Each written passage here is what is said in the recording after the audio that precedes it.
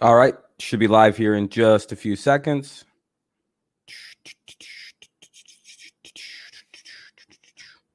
Should be live in just a second. Probably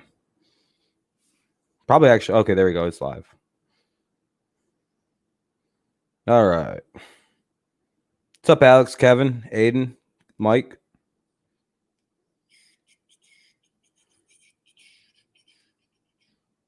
There we go. That's good. That's good. Everything's all up and running. Hell yeah. Slide that way. How's it going? What's up, Gold? How's everybody? How's everybody? Oh, yeah. The top 100 players came out today. We could do that. That could be something interesting we could do. I completely forgot about that. Well, 100 through 81 is out, so we can definitely go and fuck around and look at that. So that would be quite interesting. What's up, Rogers? See if we agree with some of the players that are on this list to this point. Oh, yeah, hell yeah, man. Michigan State's the nice. But what's up, Mr. Rogers? Yeah, it's very good. The Tigers won today. Very good. I don't know how Josh Allen made it, which is hilarious. 69 subs. Yeah, we got the perfect amount of subs. We don't need any more on this channel. They got Cam Hayward at 84. Oh shit, really? All right, I guess we could share it now. Oh, I didn't want to click on that.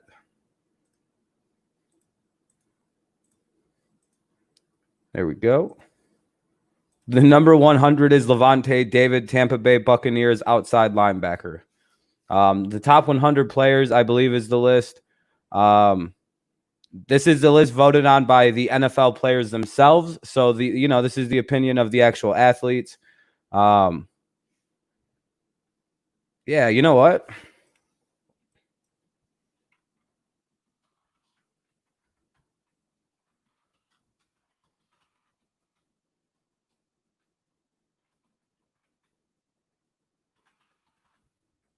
Top 100 players.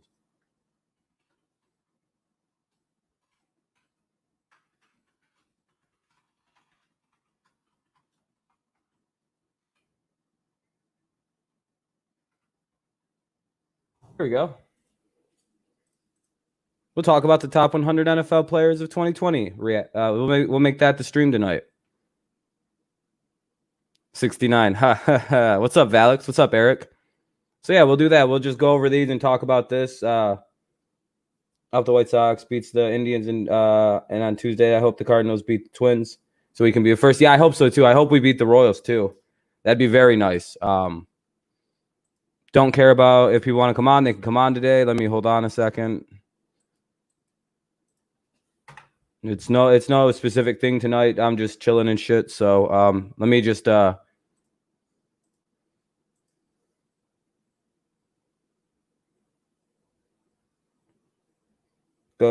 Cardinals.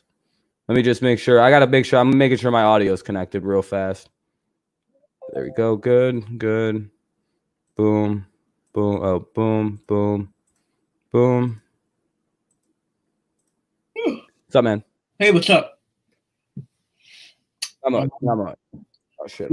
Did they announce the top 90 players?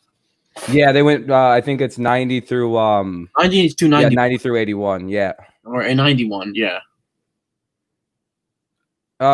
Gold, man, you're a little. The nighttime streams, you got to be at least 16 and shit to come on, man. Normally, it wouldn't be a problem to have people on, but these nighttime streams, I think you're sorry, buddy. And it's nothing personal or anything, Gold. It has to be consistent for everybody across the board.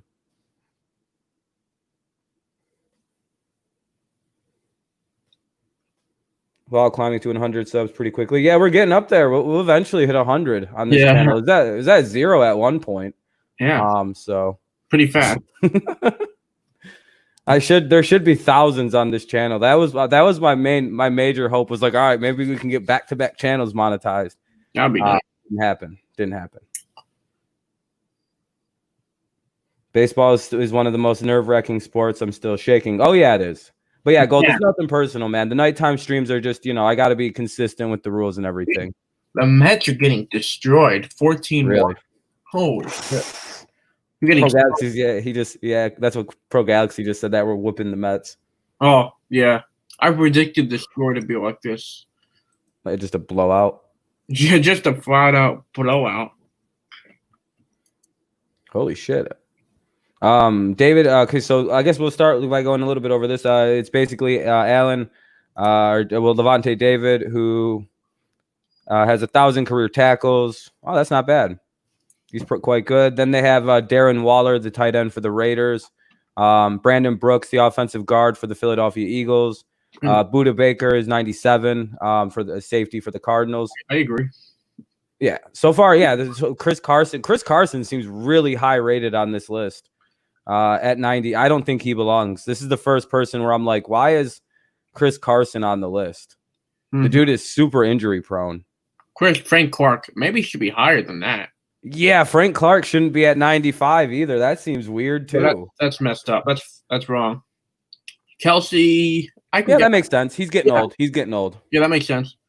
Allen Robinson. Wow, that's an underrating like a motherfucker. Imagine putting much higher. Yeah, he made Mitch Trubisky somewhat fucking passable as a quarterback. And that's, he had 98 catches. Well, holy shit, he had 98 catches in his second season with the Bears. Yeah, he's good. He's an underrated receiver. He was rated number 32 at one point. Yeah, it's not his fault that he's not as good as he used to be. It's fucking Mitch. Darius Slay. That's kind of a low rating for Darius Slay. They kind of fucked him. I was just thinking, he should be a little higher. Yeah, I guess. Well, yeah, he should be a little higher than that.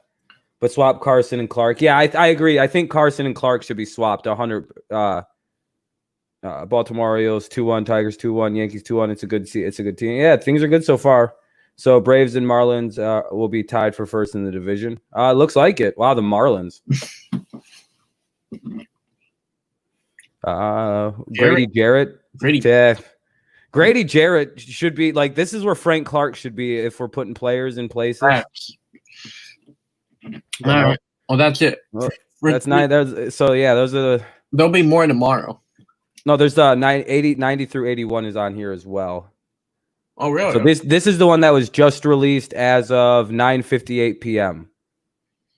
Kyler Murray? Wow, that is low in my opinion. Kyler Murray, number 90. We're gonna read these ones and kind of get into the ones that were released right today, right? Oh, wow, I can't believe they put him in 90 already. Respect. I mean, he's higher than that. Yeah, I thought. Wow, let's see. Murray started all 16 games for the Cardinals as a rookie, throwing for 3,722. Wow, he threw for a lot of yards last year. 20 TDs while rushing for 5. So he had 4,000 yards. Another, wow. You know what? That's fucked up. Man, they really. I hope Daniel Jones is on this list. He might. We'll see. Well, if he is, he's gonna be higher than Kyler. Yeah. So and I think Josh Allen's higher than him. Yeah. What's up, Nuzdar? I miss Slay at Detroit. Yeah, I'm gonna miss Darius Slay too, but I hope Jeff Okuda is a good replacement. Cooper Kupp. He should be higher, in my opinion. Cooper Kupp. Yeah, I think wasn't he hurt last year? I think that's what it is. He was so good last year. 10 touchdowns, 1,100 yards. Yep, that's the reason he's so low. That's why. I get why he's a little low. Cooper Kupp's first full season back from a major knee injury lands him in the top 100 for the first time. The slot receiver caused 94 balls for 1,100 yards and 10 TDs. Wow, hell yeah! There we go. Oh, Jalen Smith. I hate Jalen Smith. He's very good though. Yeah. This is a very accurate. They dropped him. Wow, last year he was. Let's see. He was not. The first two people were not on the list last year, and this guy is a drop. He was 61 last year, all the way to 81 or 88 this year. Smith enjoyed his first Pro Bowl season in 2019, but drops 28 spots from 61 from his number 61 ranking in last year's list. Smith proved himself durable in 2019, however, posting a career high 142 tackles while starting. Why the hell did he drop so hard? What? You broke everything. What happened? Why did you break everything in sight, Alex? Oh, hold on, or Eric. Hold on.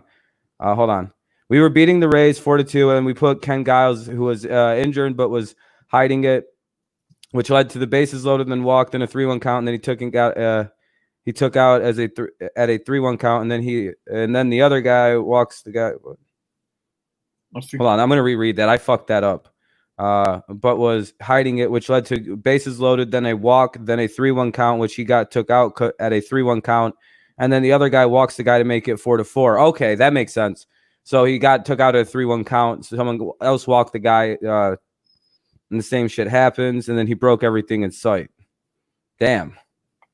Yeah, baseball can get to you, man. Baseball's interesting. What's the next one? All right. Yeah, so that's Jalen Smith. The next person is bullshit. Oh my God. Oh, come on now. I'm pro Josh Allen, but how do you put him above Kyler Murray? He had less yards, less touchdowns. Yeah, that's fucked up. That's fucked up. Look at the way they did it. Leading the Bills to the playoffs. Do you see what I mean by people like to say that fucking Josh Allen is the reason for the success of the fucking Bills? Do you see why I get angry about this situation? They're ignoring that it was the defense that put them in the playoffs. Yeah, they're ignoring that.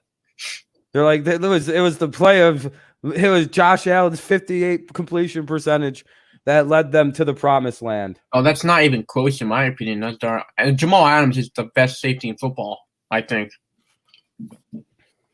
If he hit an injury, Eric, he's going to be in major trouble. Yeah, he's less everything than Kyler, but he's 87 because they fucking they just want to anoint somebody else in the AFC. Marlon Humphrey. That makes sense. Yeah, he's a young guy. I think this is what his third season. Yeah, good. I can get on board. Yeah. Yep, that makes sense. That makes sense for Marlon. Making his debut on the list, he earned a first-team All-Pro honors after a breakout season. He should probably be higher, honestly. But he's very young still. He's very, very young. Zach Ertz. Wow. Whoa, he dropped 45 spots, dude. Damn. Holy shit. Whoa. What were his stats? Oh yeah, I mean, there are all decent stats. 6 touchdowns. It's not bad. He was. You know what happened last year? You know how everybody got hurt on his team last year? Yeah. They like quadruple covered Zach Ertz last year with some crazy shit. Like they left other dudes wide open. They'd leave like Nelson Aguilar wide open, and they just have like 3 dudes covering Zach Ertz. And like with a tight end, I mean, they can only do so much. You know what I mean? Like these poor Pete guys can only do so much as tight ends. They're like, listen, man. I'm like fucking 6'10" and I can catch passes. I'm just a weird guy. That's how we lost our game yesterday too. Our reliever gives up a 2-run triple, then a fucking balk. Damn, it sounds like the Blue Jays are just fucked up. Man.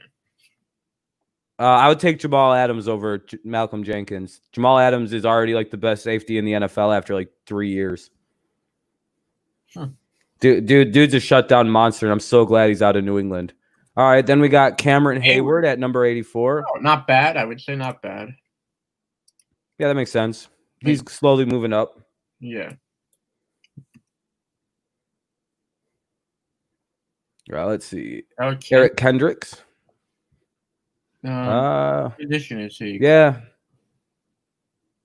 Oh. Ryan Ramczyk. He's a very good player. Arguably one of the most underrated fucking offensive linemen in football. Yeah. And then Metcalf. Not bad. Not a bad list. There's only Josh Allen doesn't seem like he belongs that high, especially over like a Kyler Murray. Yeah, that's fucked up. Okay. That's the biggest. I don't think. Oh, sorry. Go ahead. Oh, I was just gonna say that's the biggest question mark I have out of this. Like Josh Allen put above Kyler Murray. Yeah, that's questionable. It's the weird shit people do with Kyler Murray or with Josh Allen and these quarterbacks of like bad teams or like good teams but like bad offenses, the Jaguars, Mitch Trubisky. Because if you remember last year, there was a weirdly positive narrative around Mitchell Trubisky's development going into year 3, much like Josh Allen. It's a very similar narrative. Blake Bortles had it. It's like they want to believe that these like shit tier quarterbacks are the reason, like despite their bad play, they're winning. It's like, no, the defense is ever giving up 12 points a game. Why are we not paying attention to that? They're winning by an average of 3 points. That's not Yeah. It's not transcendent offense. I think we should keep Patricia. I think we're getting rid of players that have a weak, what's the word? That have weak mindsets. And I hate to say this, but I think Darius Slay might have a weak mindset. Because, I mean, you know, his major complaint was having to practice outside. And, like, having to practice harder and practice more. And if, like, that's his major complaint is that he had to work harder, I don't necessarily want that kind of player on my football team. There's a reason why, like, players say he's a hard ass, and then other players, like, all these, like, top free agent talents are signing with the Lions all of a sudden, like, to play with Matt Patricia. Like, Jamie Collins, Trey Flowers, we're getting, like, guys that would never come to Detroit in a million years. You know what I mean? But like they're coming to play with Patricia because, you know. Yeah. Yeah, to me that just says something about that says you'd have to consider, like, I like Darius Slay, he's very good, but I don't think he's as good as what people think he is. Yeah, he's really shut down, but he gets beat by bigger and physical receivers 90% of the time. Like, he just gets dominated. And Patricia told has him to stop blowing in opponents. Yeah. Yeah, Matt Patricia rules. He told, he's basically Bill Belichick light. And we better not get rid of him. Last year's not even his fault. We were bad. Fucking Stafford broke his back.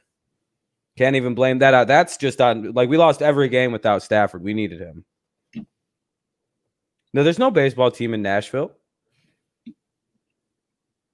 There's, like, I think a minor league team in Nashville. So there'll be more tomorrow. What's that? Another top 100. Yeah, around this time too. It sounds like. Yeah, I don't know why they have to do it at night. Like, they make us wait. Yeah, that is kind of weird.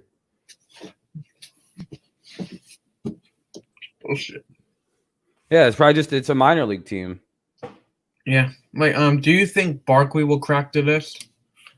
Yeah, he'll be up here. So he'll be down. He'll be way down on the list somewhere. There's no way he'll be in the top 50 or the bottom 50. Yeah, unfortunately, I think he'll be lower than his position last year, which was like 13 or something. He'll be around there. He'll be around there again. I'm just worried because he was injured, but he still grinded out a good season. Yeah. Nuzdar, there's no MLB team in Nashville. They got minor league teams, dude. There's they probably tried to turn the top 100 into a ridiculous production. Yeah, they're trying to. You can tell by these videos.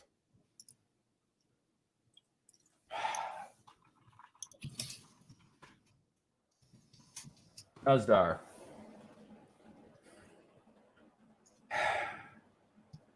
The Nashville Sounds are a minor league baseball team of the Pacific Coast League and the AAA affiliate of the Texas Rangers. They are a minor league baseball team, Nuzdar. You are correct. They are technically a pro baseball team. Show you proof of what, Nuzdar? Right here.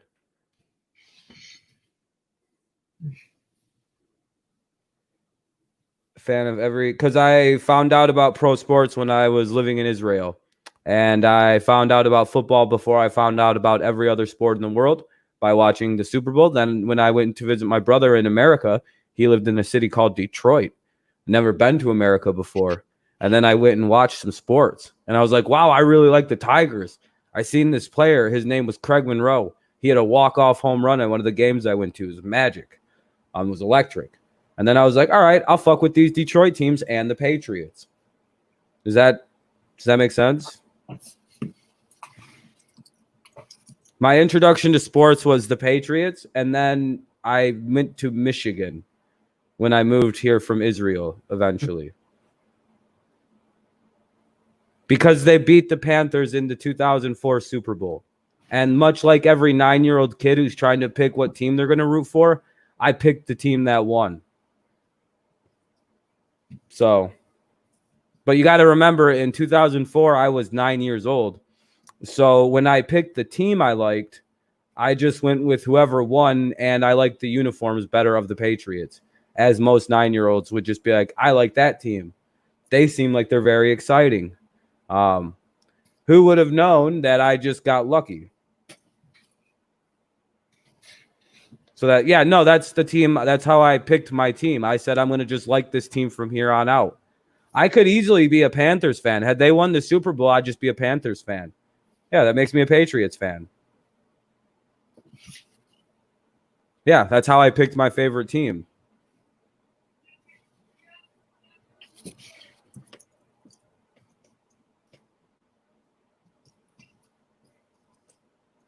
I don't understand how that's so hard to understand that I just picked the team to watch. And yeah, if you want to call it a bandwagon train, sure. But I mean, I probably would have left the bandwagon when they didn't win the Super Bowl for the following 10 years afterward. Right?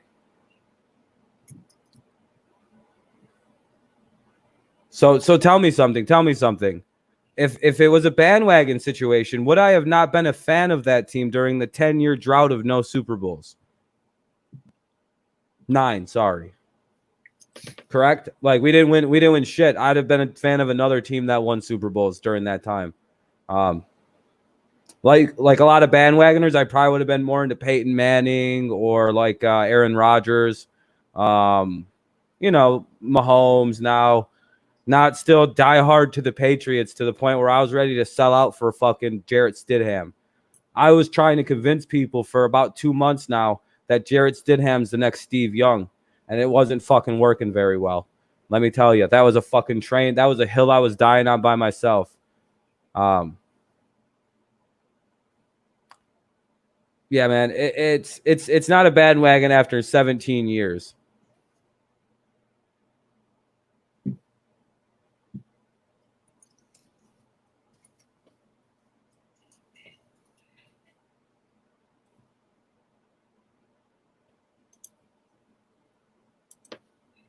You were after the Pats won 3 Super Bowls. I mean, I'd be a Panthers fan if they would have beat the Patriots. It just so happens that the Patriots won and keep winning. I don't know what to do. I can't help that they keep winning. That's not on me.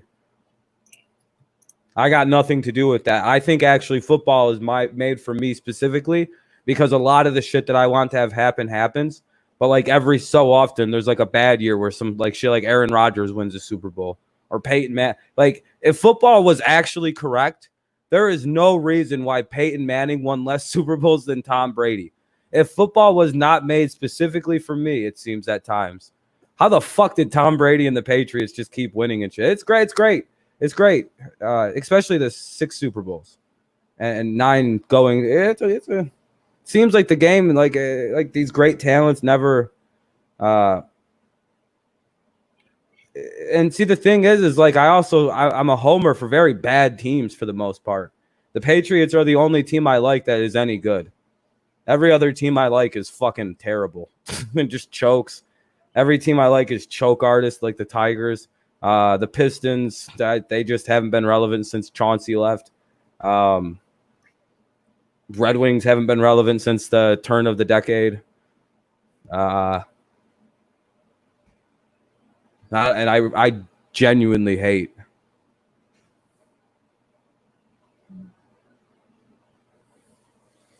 No, I don't like the Patriots because they're the best team. It doesn't matter to me about how good of a team the Patriots are. That literally has nothing to do with it. That it has nothing to me. How good the team is right now has nothing to do with why I like them. I just that's the first thing I was exposed to for football, and that's the only. You know what's really funny? That was one of the only fucking channels that we could watch football on too. Was we got a lot of Patriots game that came in Israel. Yeah, I hopped on the Patriots. Yeah, at 9 years old, I knew what a dynasty was in sports. My first American exposure, yeah, 9-year-old first exposure to American sports. I went, I'm jumping on the bandwagon, man. Dynasty's coming. He's gonna be better than Joe Montana. Like I knew this like deep history of the game.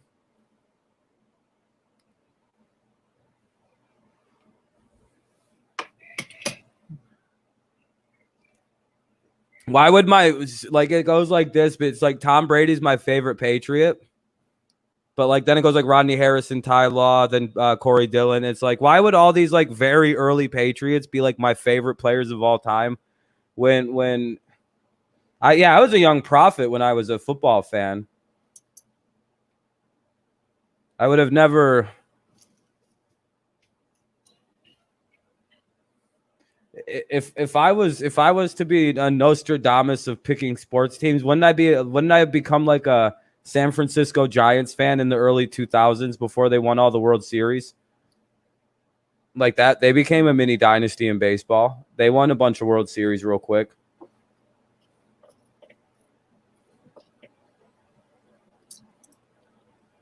Yeah, same way that Rob knew about the Patriots dynasty. Well, I've been saying Aaron Rodgers is overrated garbage since like 2012.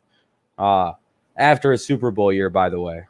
I did this. I've been this way with good quarterbacks my whole life, by the way.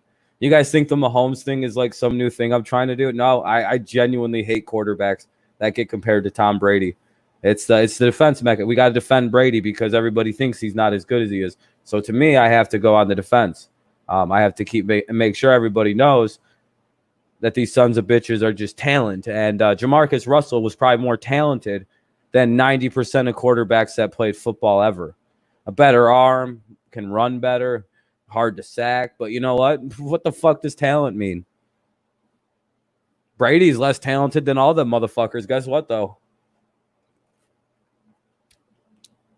There's something called application of the God-given abilities you have. And sometimes super talented people don't turn out to use those God-given abilities. They start resting on their laurels. They start becoming lazy.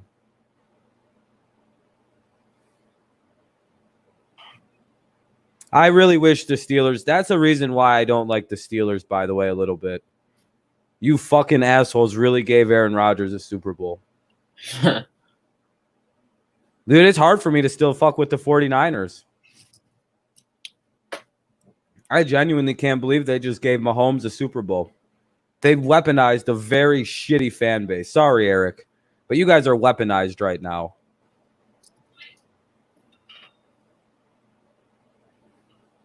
Eli Manning is Tom Brady's dad. Get out of here, Kevin. We don't make those statements here with Alex with the Giants thing going. Yeah, Patriots. What about her? Tom Brady. Don't even know her. Giants fans are the only ones that could I think Eli Manning is 3-2 versus Tom Brady. Giants fans can literally go, we have no fear of that football team. Like, yeah, what about the Patriots? Ooh. Yeah, Kyle Shanahan's. Oh shit, wrong. I clicked on the wrong thing. I meant to remove the stop sharing screen. Yeah, my bad. No worry.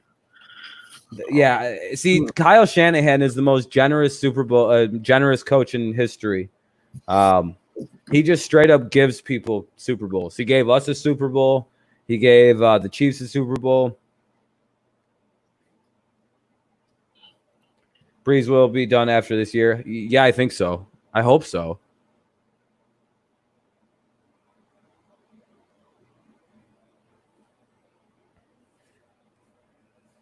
I'm just wondering when Rodgers is still going to pass Brady.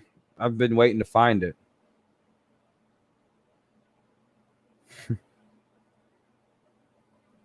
Tyreek Hill challenges Marquise Goodwin to a race. Well, that'll be pretty good. Oh, fuck.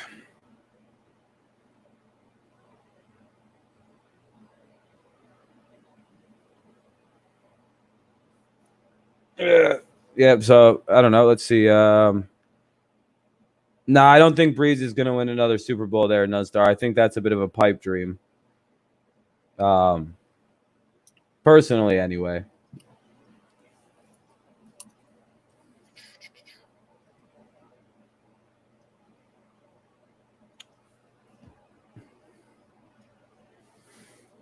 Rodgers is better than Brady's like, shut the fuck up. Now you know how it feels being a Patriots fan, Rodgers. Rodgers is a future Hall of Fame. Like, wait, what do you mean? Brady's not going to the Hall of Fame? Why wouldn't Brady get in the Hall of Fame? If Tom Brady doesn't qualify for the Hall of Fame, like nobody does playing in the NFL right now. He's literally like the all-time leader in statistics.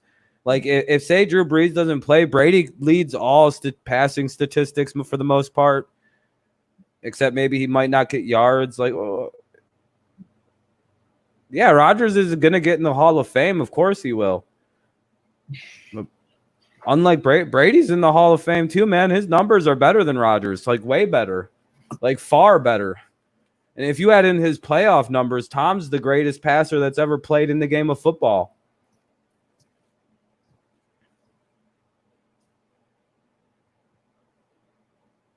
What's up, Daniel? Correct me on what? Who's got better numbers than Brady? No, Brady is a Hall of Famer. No, Brady's a Hall of Famer. He's a playing Hall of Famer. If you're trying to pretend that Brady isn't a unanimous first ballot, literally unanimous first, like there's no debate. 5 years. It's like you people with Peyton Manning who seem to think he's going to get in unanimously. Yeah,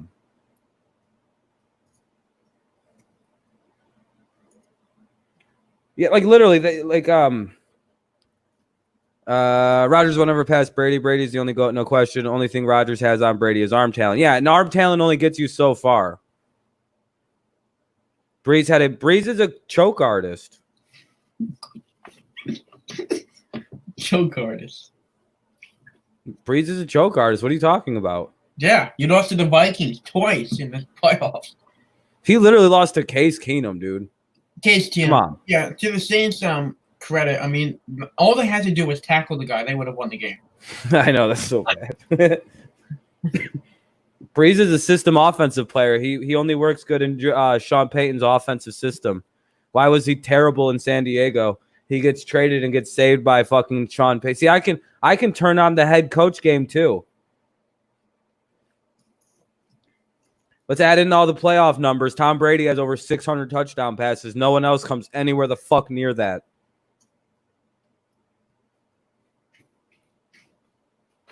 Same about Brady. What's Belichick's system? And okay. So there, you say there's a system, right? Okay, so why did they just replace Tom Brady, who you're calling a system quarterback, right? Right? Why would Belichick's system then replace Tom Brady, a pocket passer with no athleticism, who's worked in their system to the point where they have produced 6 Super Bowls with that combination of that system?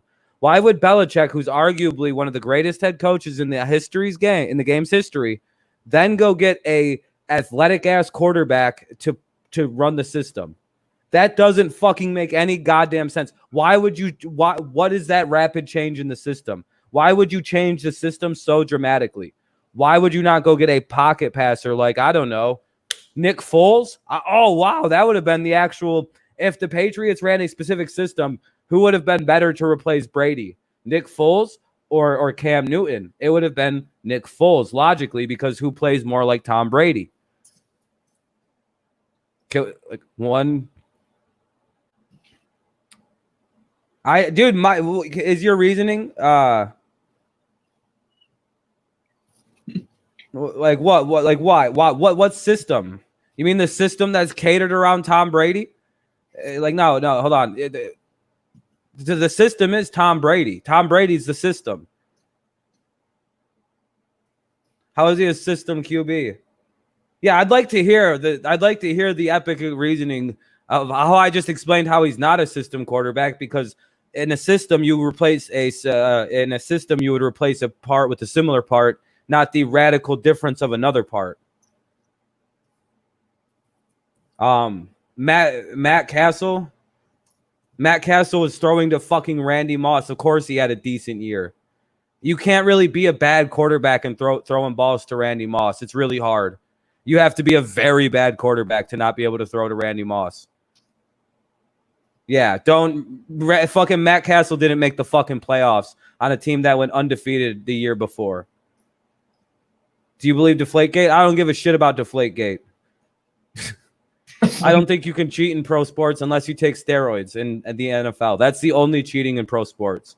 Because number one, you still have to execute. Nothing makes you execute better. Nothing makes your hand-eye coordination better unless you're taking like PCP. But again, that's cheating.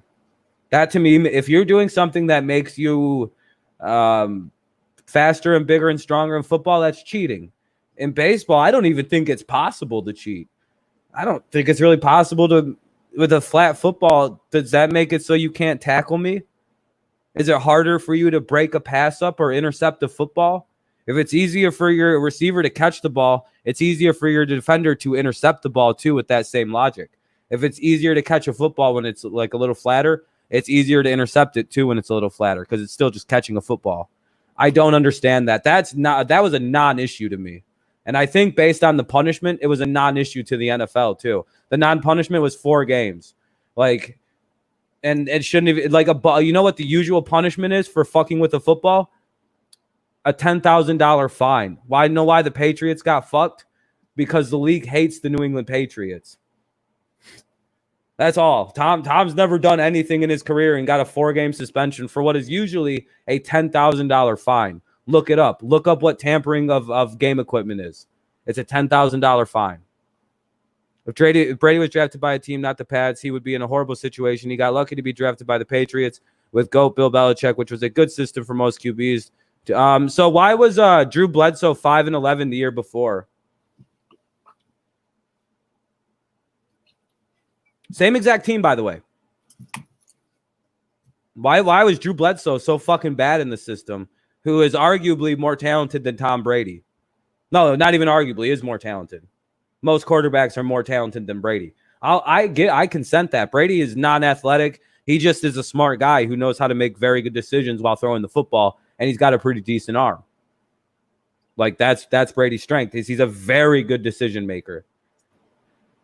Had 3 sacks, made top. Fletcher Cox is just extremely popular, Heat Nation. That's why. Some of the players are making the top 100 list because they're popular with the league. Like, that's a big thing. Josh Allen's very respected in the league.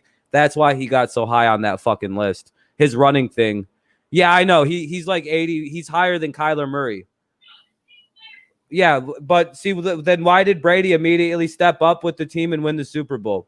Dude, no, it's not bullshit. Because also, let's see, 1999 Patriot. Hold on. 1999 Patriots win 8-8. That's weird. That was Bill Belichick was the coach that year. No, it's Pete Carroll. Then Bill Belichick took over. They went 5. That's weird. Then where's the you just literally you said why do you know my reasoning? Well, Brady got drafted to that team. You can't help where you get drafted, dude. That's a dumb argument too. So you don't think Joe Montana was anything special either. He was just so happened to get drafted and play with Bill Walsh, right? So you discredit quarterbacks for the coaches that they have. So Bill Walsh, so Joe Montana and Steve Young to you weren't shit. They're just products of the Bill Walsh system. Are you consistent with that viewpoint, Rogers? Do you not find that Joe Montana was shit? So you think you think Montana was garbage? You think Steve Young was garbage? You think Brady's garbage? Any quarterback that had a good coach is garbage. Manning is garbage because he had a good coach. Tony Dungy's a pretty good head coach. Usually most people tend to agree Tony Dungy's decent. Would you say Tony Dungy was a good head coach? I think, whatever, but whatever, we have our disagreements.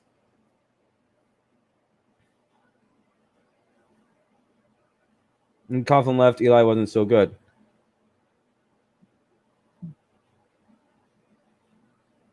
Are you comparing Brady and Eli? You know why the team fell apart after Coughlin left, right?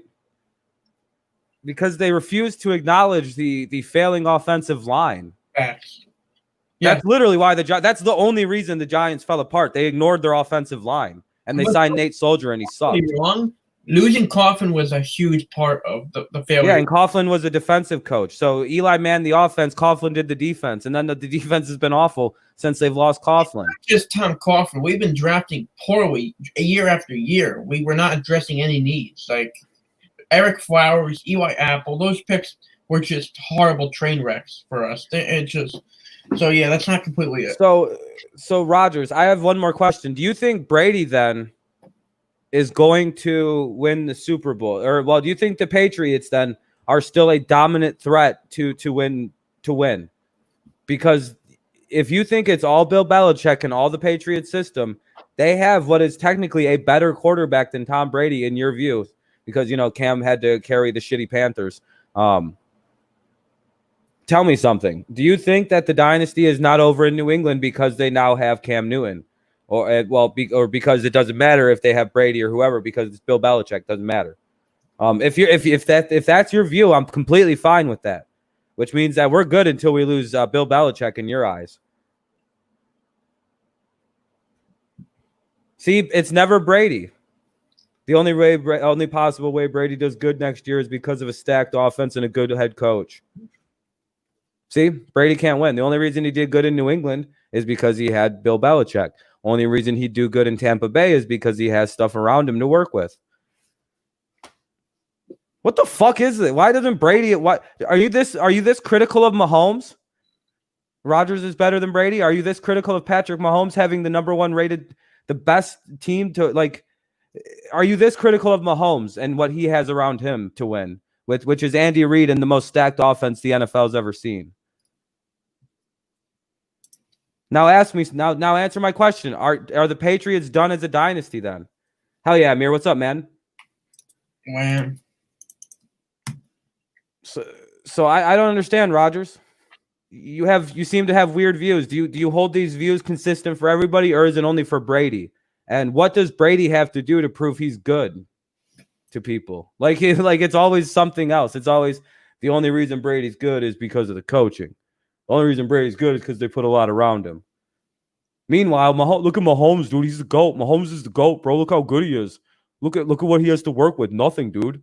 He has no coaches. He has no wide receivers, dude. Like, I don't know how he's doing what he's doing with arguably one of the most stacked teams and best coaches and one of the brightest offensive coordinators in the league. Like, how the fuck is he doing so good, dude? I don't understand. Meanwhile, Brady, yeah, that guy has like 5 game-winning drives in a Super Bowl. Ain't shit.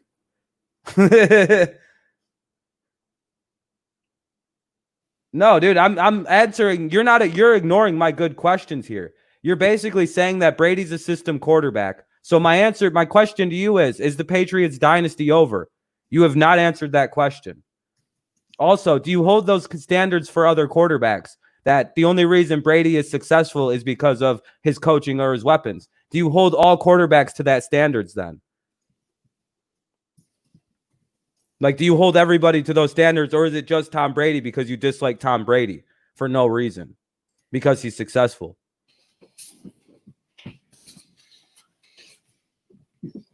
So you agree that the Patriots dynasty is not over because of the fact that they have Bill Belichick and now Cam Newton. So to you, the dynasty is not over in New England. Rogers is can you answer my question? Will you answer my question, please? Will you please answer my question about is the dynasty over? Okay, so do you also hold Mahomes to the same standard? So you don't say Mahomes is you don't think Mahomes is any good. He did do shit winning that Super Bowl last year, right? Because technically the only reason Mahomes won that Super Bowl is because of the team around him and the coaching. Oh, so Mahomes is a beast. Mahomes is the reason they're winning. Okay, let's ignore the fact that Alex Smith went 12-4 with that team as well and had career highs in all of his numbers with that team. But okay, let's ignore that. So you just hate Tom Brady. See, I exposed it. Tom Brady is making guys like he turned Julian Edelman, a quarterback, into a Hall of Fame potential wide receiver. But yeah, no, Brady doesn't do anything. He turned Julian Edelman, for a quarterback from Kent State, into a potential Hall of Fame wide receiver. Yeah, no, Brady can't do shit. Imagine having that belief. Brady has 5 game-winning drives in the Super Bowl, I believe. Does your quarterback have that? Does any of your quarterbacks have anything like that? Literally, Tom has set up like 4 or 5 game-winning field goals in Super Bowls. Do you know that's very hard to do? Do you know that if somebody else did that, they'd be a fucking. That's very ignored about Brady's Super Bowl runs for some reason. That a lot of them end on game-winning drives and shit like that. Literally, you totally Alex Smith. Yeah, he did good with. Wow, Alex Smith succeeded with the super team. I guarantee. You know what Matt Moore did in the 2 games he played? He threw for 700 yards. Let that sink in. Matt Moore threw for 700 yards in 2 games with the Chiefs. Mahomes isn't anything special, I don't think. I mean, I could be completely wrong, but I have my solid beliefs on this. I seen Matt Moore come in and throw for 700 yards in 2 games last year. Can you explain that? What about Matt Moore? Matt Moore literally came in and looked like a fucking god in 2 games. Yeah, fucking Matt Moore threw for 700 yards. Can you explain that? Yeah, that's crazy. That's system. 350. Yeah, that's a system.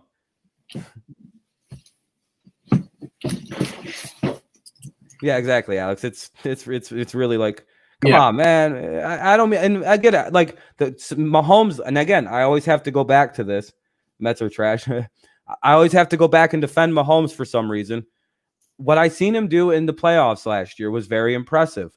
I like what I seen. I seen a young quarterback come back in the playoffs from big scores, down in big moments, coming back in big games. When I see players who are able to come back and players who are able to rise, able to rise above a bad start to a game, rise above a bad start, you know what I mean? Just and come back and win a game, have game-winning drives late, have big important drives late in the game. I genuinely think that that's very good about, like, I think that's a positive thing with Mahomes. That's something I look for. That's what I think good quarterbacks are, playoff quarterbacks. That's the point. If you can't play in the playoffs, that's where I start shitting on people. If Mahomes plays very good in the playoffs again,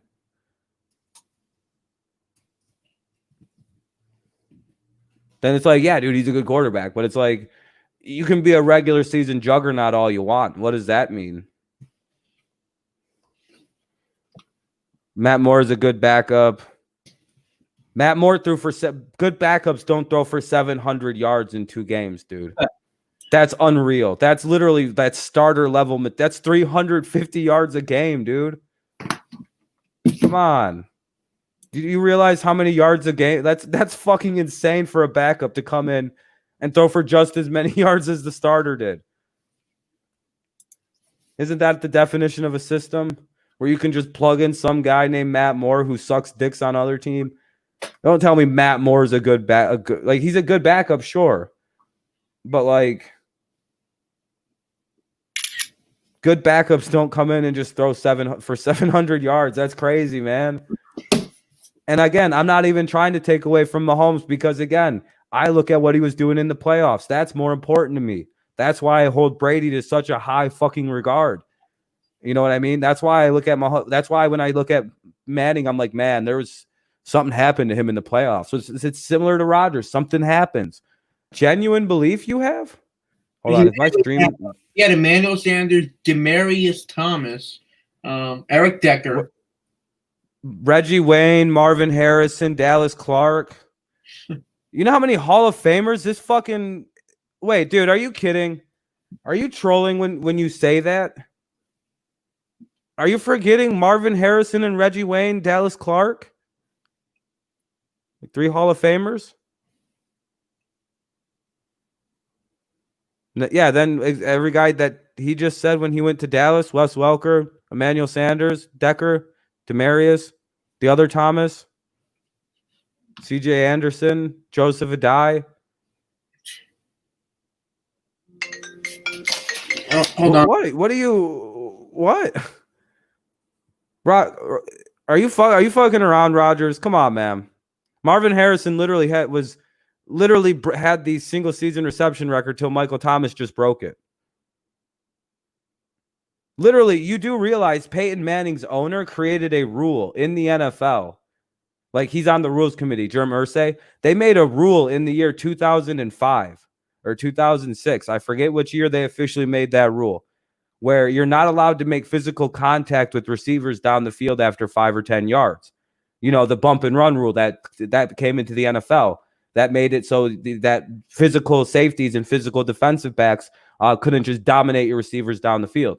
Do you know why that Jim Irsay proposed that rule? Because the fucking Colts could not beat teams like the Patriots, who played a super physical secondary with guys like Rodney Harrison, Ty Law, a couple other guys that the names always escape me, Willie McGinnis. They're like the Patriots had one of the fucking fiercest secondaries. And then Jim Irsay changes the fucking rules for his young, stupid quarterback because he's garbage and can't compete. And then all of a sudden they win a Super Bowl very shortly after they changed the rules. That's a real thing, by the way. You fucking look it up because, hold on. Jim Irsay changes receiver rules. What is it's called the Ty Law rule. Basically, after the 2003, the league decided to make the enforcement of the illegal contact penalty. Okay, let's look it up. The Ty Law rule. It's literally named after the Patriots. They called it the Ty Law rule, and that was okay with him. Let's go on a little. What's up, Light Shadows? Welcome, welcome.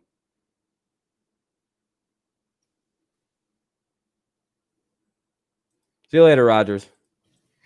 That guy's weird.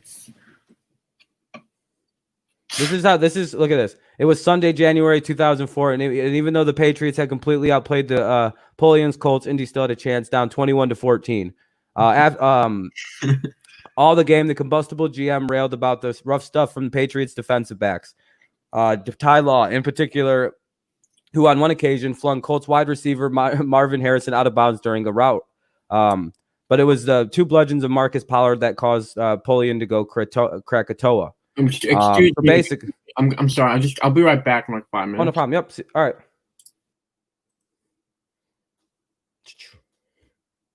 So in the second row of the press box, Polian blew a gasket. Basically, on 3rd and 10, Pollard was grabbed by Willie McGinnis, then whacked downfield by linebacker Roman Pfeiffer. On 4th and 10, McGinnis got around Pollard's neck, and Pfeiffer yanked Pollard as the ball was arriving. Basically, the Patriots came in and fucked these people up. That's exactly what the Patriots did.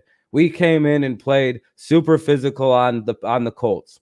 Now, within 70 days, Polian, a persuasive member of the NFL's competition committee and competition committee co-chair Jeff Fisher, made sure the Patriots wasn't going to whack any receivers around on their watch anymore. At the 2004 league meeting, a rules emphasis crackdown on downfield contact past 5 yards would be enacted. Additionally, pass interference was going to be strictly enforced. Wow. Polian and Fisher just happened to be part of the two AFC teams that the Patriots beat en route to Super Bowl 38. Super Bowl 38, you say? Which one was that? Super Bowl 38. The Patriots beat the Panthers. Huh. That's crazy. That was the year I became a fan. That was the year I became a fan when this happened. This all went down. Because I remember, this was a thing. And then in 2005, what happened to the Patriots? And all of a sudden in the playoffs, they Wait, did the Patriots lose in 2005 in the playoffs for the first time? I think so. I'm not 100%. No, they didn't lose right away because they beat the Eagles. They had one more playoff success.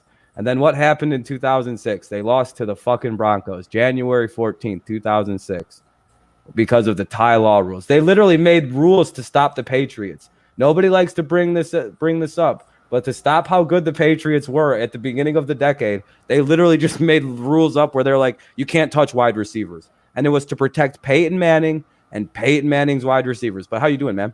I'm sorry I missed a lot of the stream. I came in at the end, but I had to eat and shit after my stream. Oh, no, you had your own stream going on. Plus, I was just pissed off. I didn't want to go, dude. I honestly didn't want. I didn't know how to properly go in there. I was like, man, I don't want to go in. They're getting beat up on pretty bad right now. I was like, hey, you guys are still 2-1. I was happy that you guys won. Yeah, still 2-1, still first place. Happy that the Reds lost, but you beat them. That was great. Dude, because them Reds fans, man, they were some cocky motherfuckers, man. They're the worst. They're worse. How do you think they feel? How do you think they feel right now as a fan base? Like, usually I feel bad when a player gets injured, but I don't feel bad that Mike Moustakas was out. I don't feel anything for them. I hate Moustakas.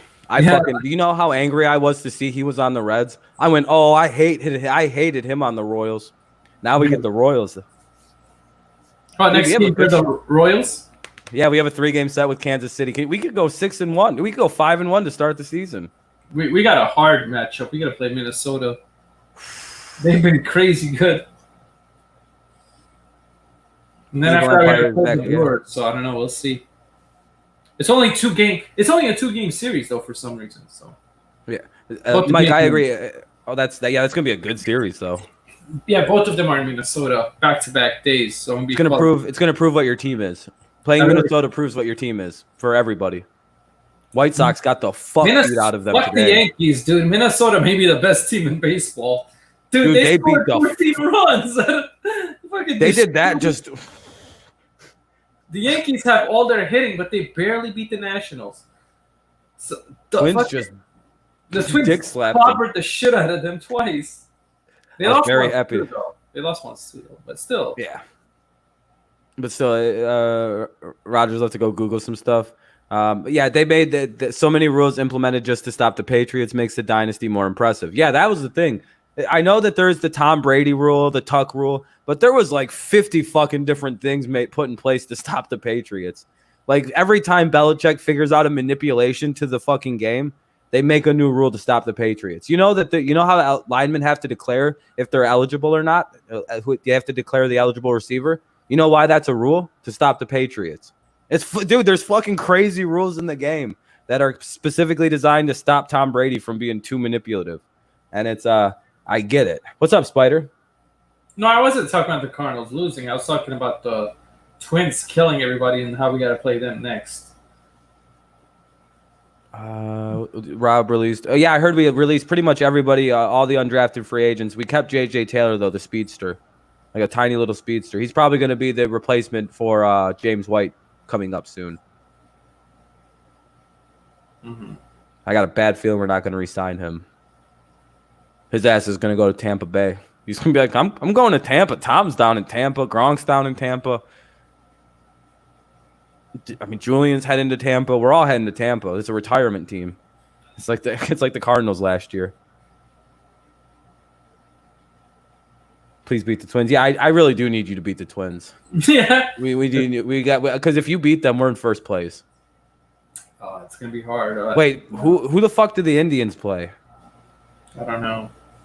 Oh no, you can just draw anonymous. Hold on, let me just. Yeah, you're good. Indians play. They play the White Sox. Oh fuck! God damn it! They're probably gonna win that series. That's pretty easy goings for them. That's not a hard one. Excited to see final roster cuts what Pats get to. Yeah, we were cut down to 80. The Patriots are, but wait. So the Royals they're not good this year. I don't really know that division that well. That's why I'm asking. They were good when they had Moustakas, Alex Gordon, and there was like a third guy in there, Eric Hosmer. They had those three guys. I remember. Dude, there was those three guys. He's now a Padre, so I don't hate him anymore. Yeah, they're all gone. Yeah, dude, that's what. Remember when I was talking shit and I said no, the Royals are a consistent AAA baseball team that just got that had three really good players that developed, and then they let them go because they're a poverty franchise that don't pay their players. They never pay anybody. They just let them leave. Bye. You know how good they'd still be if they kept those three? That was the dynasty for the Royals. They went to back-to-back World Series because they had three dudes. You know what's funny about Hosmer? He's not as good on San Diego. No, not because now that he's with the Padres, they can just pitch around him. Now they have Machado with there, but it's like it's like no, the there's two guys. Thank God the Padres lost because they would have been the only team that's 3-0. Shit, I'd have been like, my teams are fucking unstoppable. My teams are playing. Can you imagine if it was a Tigers pod? How annoying I would be as a baseball fan. Look at this baseball and football dominance. You know what's funny about the Reds? They beat you guys in the spring training games, but they lost to you during the regular season. They didn't even look good either. Like I think I think the Tigers stunned a lot of people the last couple days. They With did. ninth I'm in, like happy. they do ninth inning walk off, like game-winning ninth inning home runs. That's impressive. That's look at that. He's decked out in the Niners gear. Oh no, I only came on like because you kind of said like the wrong things. When you were talking about the Patriot rule, when you as far as lining up when you have to report to to the sideline coach, when an X walks in or a Z, depending where you at on the side of the line, you have to check in. I learned this with high school playing. No. I'm talking. No, it's I'm it's a saying, but down no, line. hear me. I'm saying, but when again, because he's on the line of scrimmage. This is the only reason why. When you're a Z, you're stepping up more. X steps off the line a little bit more. But anyways, when you check in as a receiver, you have to walk in the game and talk to the referee. Point at the ref, and the ref he gives you a point to where you stand.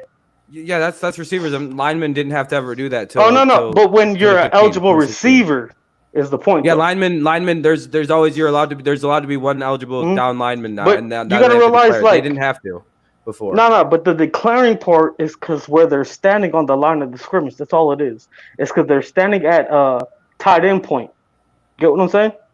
Yeah, but they never had to declare shit in the past. It was just a secret. Actually, Mike Vrabel can tell you every time he walks in, he points at the ref, and the ref sees where he stands. And Vrabel's the king of doing it. No, that's literally. I mean, I can. I'm just being honest as far as the way the rules work. What's up, Anonymous? Oh no, I heard Rob say these. I'm sorry, I know football. I know the rules. A matter of fact, I referee every now and then for the kids out here. So. No, I'm about to destroy you with this, dude. I know what I'm talking about here. All Trust right, me, I'm an go ahead. aficionado with the Patriots. All right, we're not talking to Patriots. We're talking to NFL. Yeah, this is a rule that the NFL created to stop the And Patriots. you're also showing Google propaganda. Come on now. This has nothing to do with. No. Show the NFL rule. I'm trying to get to it, you fucking idiot. Yeah. See, here we go. Idiot. Yeah. I'm being a nice guy today. But listen to you though, the way you talk. Yeah, I don't really Fucking care, Rob. dude. Yeah, I'm so tough. I'm anonymous. I'll fucking kill you. I don't have to kill nobody. I'll pull up at your house though. I'm not no gangbanger, but I'll pull up to your house. Yeah, I'm so fucking scared. I don't give a fuck. Dude, no one's afraid of you, fat boy. Like, genuinely, no one gives a fuck. Or nobody is afraid of you. It's okay, fool. It's okay. Yeah. I'm not Text gonna me argue. more about your fucking weird shroom strips, you faggot. The fuck out of here. Not dealing with that fat faggot.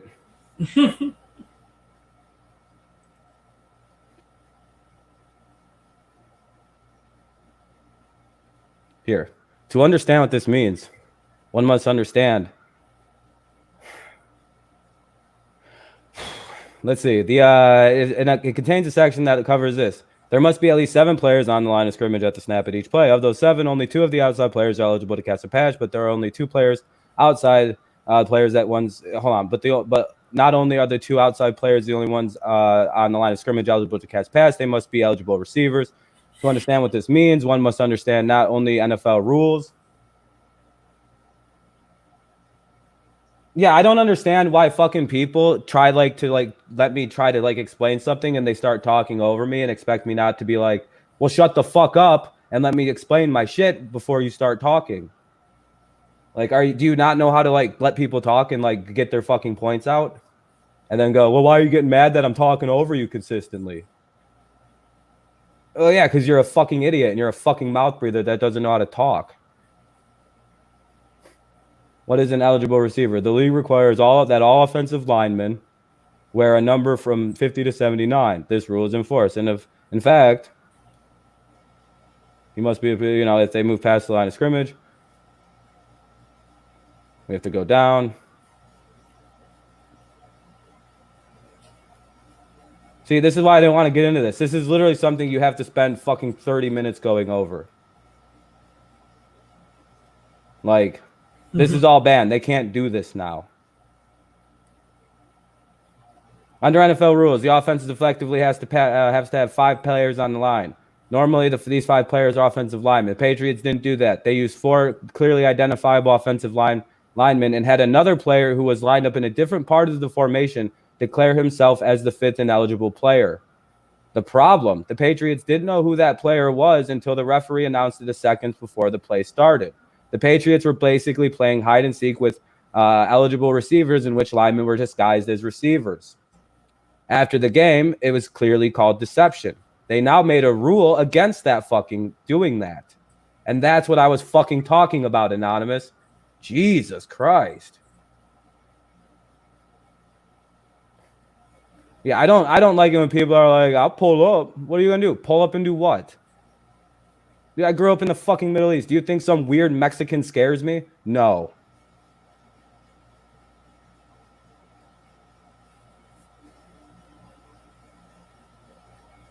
Ineligible.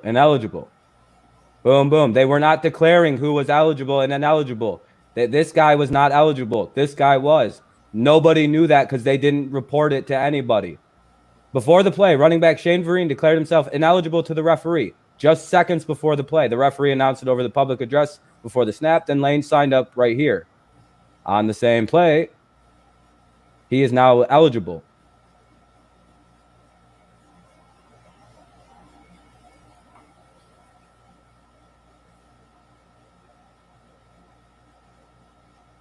Now, Patriots. League makes rule against Patriots line men. Now, NFL bans Patriots. Hold on. From Pro Football Talk, who hate the fucking Patriots. The trick play that the Patriots use against the Ravens in the playoffs will no longer be illegal under an NFL rule adopted today. The league has made it illegal for an offensive player with an eligible receiver's jersey number, 1 through 49 and 80 through 89, to report as an ineligible player and line up outside the tackle box. Do you know that's what I've been trying to tell him? That what the Patriots were doing was having a guy declare as an ineligible receiver that couldn't do it. That's literally a rule made to stop the Patriots from doing shit like this. Do you see what I mean? And he's like, no, that's always been a rule. No, it wasn't. They literally just made the rule in 2015. What are you talking about, Anonymous? That means not in the plays in which running back Vereen lined up as an ineligible receiver in the slot would now be a penalty. It's all Google propaganda, though. Remember, Pro Football Talk, who hates the Patriots. God damn it. I know what the fuck I'm talking about. I know Patriot stuff. Why would anyone question me on knowing this about my team? Because I can find links. If you didn't notice, they were all purple links, the links I was clicking on. I've looked this up before, and I Googled the same fucking terms before because it pops up in the search history when I'm looking for it. Like, I've been in these arguments. I've been here. That's why I call people stupid when they come at me saying, well, no, that's not true. No, it is. They made a rule that they banned that shit that we were doing to stop us from being more successful. God, I hate people like that. Oof. Tough. I'm scared that Anonymous is gonna find me and is gonna come find me. Oh no. And then what's he gonna do? Beat me up and go to jail? Like, he told me he would do that to me, so. Like, cool, dude. Let's just say I wouldn't play those games with people who have like connected family members. It's not this. Anyway, now Anonymous. See, I literally just disproved everything you just tried to say that I was wrong about. I don't know if you were listening, but like Anonymous, I don't have a problem, but it's like I was trying to explain this exact thing and find these articles, and I was starting to talk and explain the situation. And you were talking over me going, it's Google propaganda and shit. And that's when it's like, dude, let me fucking talk and explain the situation, dumb motherfucker. So that's, yeah, I use colorful words. And if you can't handle that, maybe you're just not much of a man like you try to claim you are. Okay. You know, guys use aggressive language when they argue with one another. typically. Yeah. You wouldn't do well in the Middle East if you can't handle people. It's this Dirty Rob TV at the end of the day, so it's I mean, when I call someone a motherfucker or a dumb bitch, it doesn't really mean it means nothing. That's just how I address people. I'm just use colorful language. Anonymous. He didn't say anything. He just said, "Okay, I'm good." I want to talk.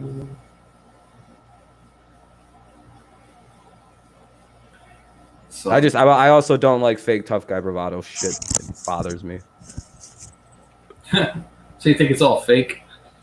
Yeah, oh yeah. 99% of that shit's all fake to me. Mm-hmm. Yeah. I just don't I don't believe it with a lot of people. That makes sense. Yeah.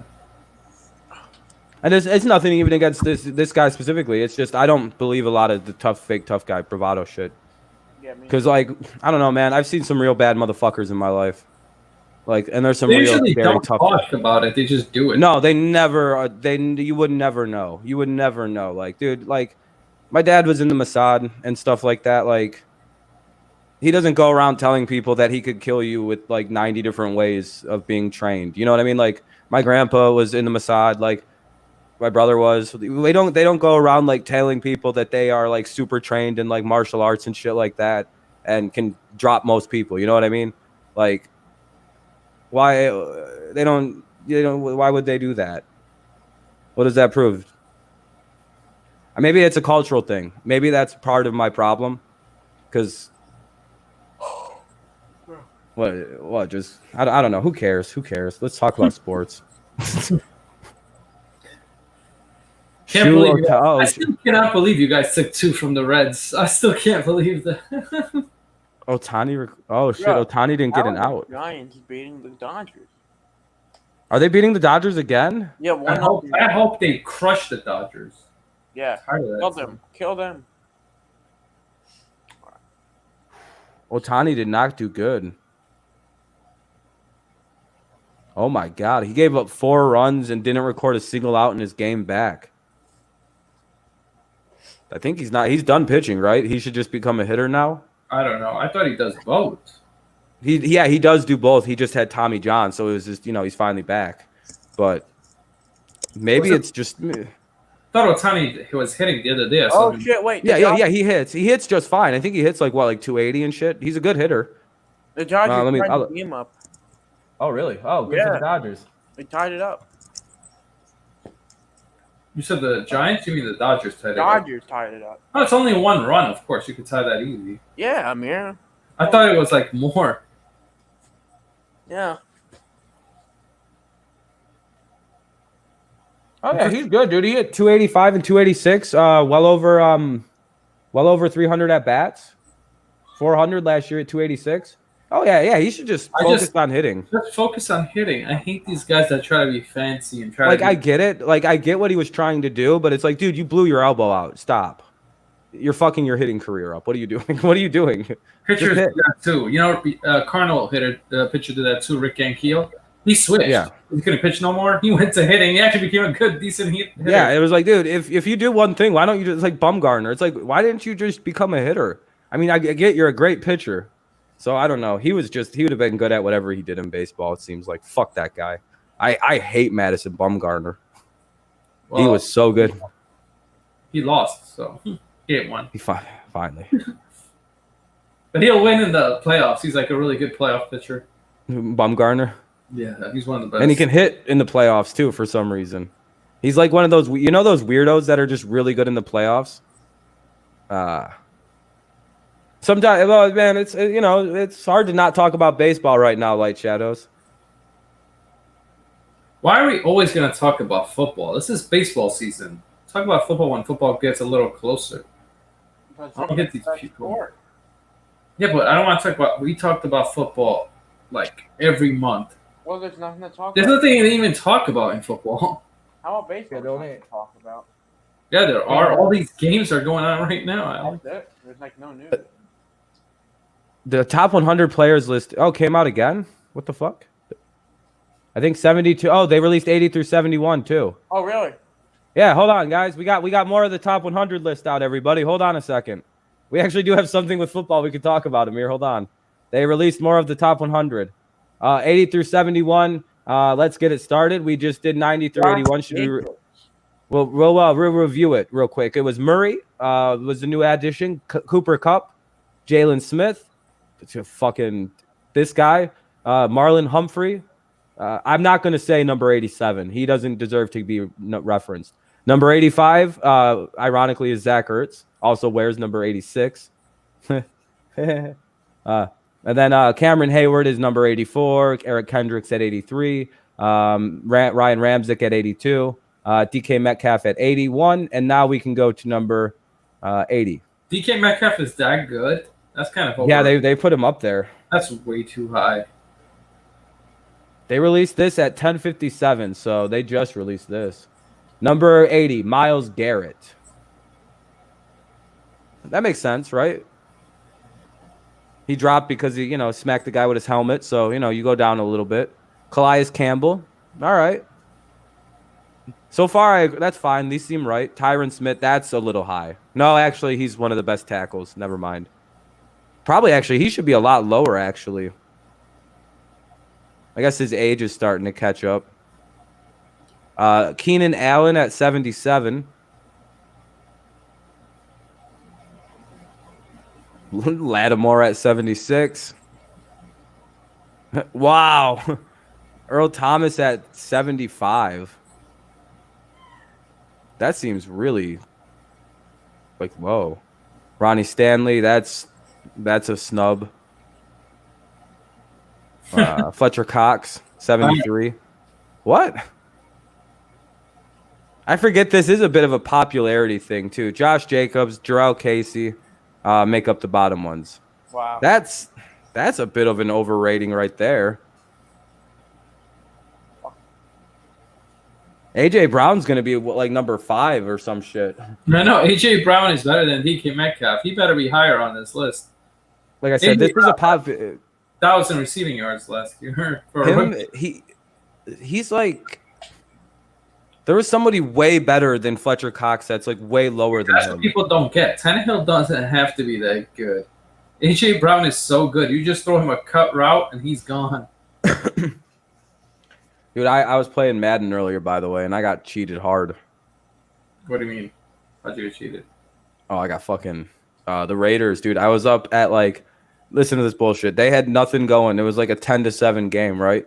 And these motherfuckers, with 4 seconds left, threw a Hail Mary up and caught it in the end zone. Oh. I went, I quit that game so motherfucking fast, dude. I went, nah, that's bullshit. Because it tipped. It got tipped 3 times, dude.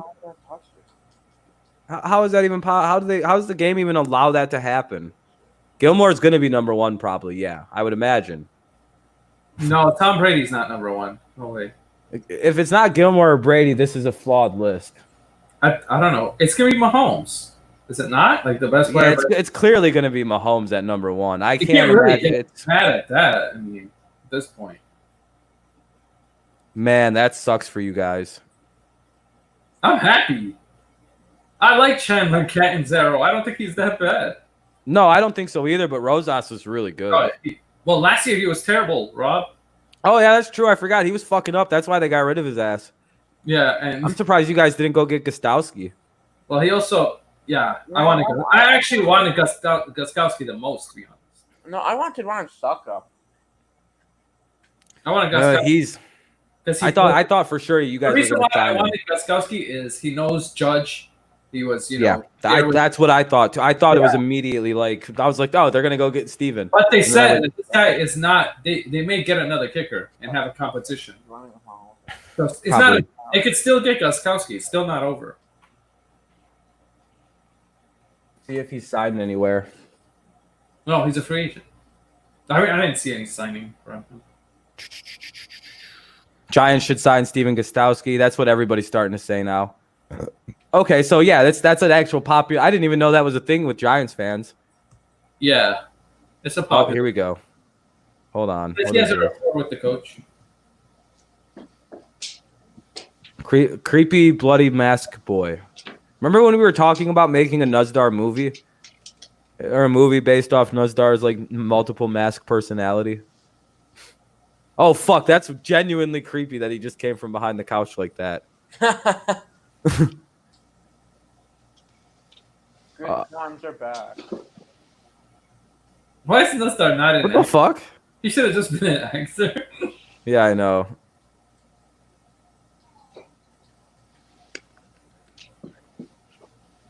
Nuzdar would be a good friend to have because you know he'd be down to do whatever you ask him to.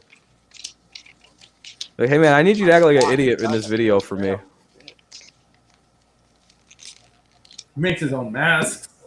No. And he doesn't mind doing stunts, like with dangerous weapons. I'm pretty sure that's a fake knife too. That's impressive. Nope, that's a real one. I'm pretty sure. Because he was very careful with that placement. He died. R.I.P. Nuzdar. Yeah, rip Nuzdar, rip Bloody Mask Boy. Everyone rest in peace. Add that entrance into the movie. Yeah, that's how he debuts. Yeah, that's going to be his main debut. He just pops up from behind the couch.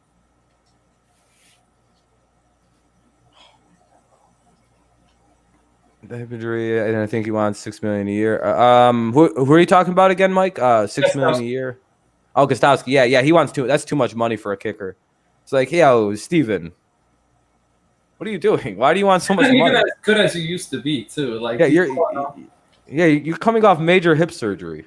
What are you doing? Your hip got bad because you kicked so many footballs. When Patriots get rid of a kicker, you know he ain't the same. That's aces on him. Well, I mean, we fucked up with Vinatieri, but we just didn't want to pay him. And then we've seen Gostowski. Vinatieri was. I don't know how Vinatieri's still. I don't think he did it for. I don't know how we thought he was done when we got rid of him. We're like, there's no way he's got much left. But that's why they didn't want to pay him because they were like, he's gonna get old at that contract. We're gonna still be paying him. And then he just stayed the goat. And you guys got Gostowski. Like Gostowski. The same that offseason we got him. Good as him. Yeah. We drafted Gostowski, I believe. Yeah.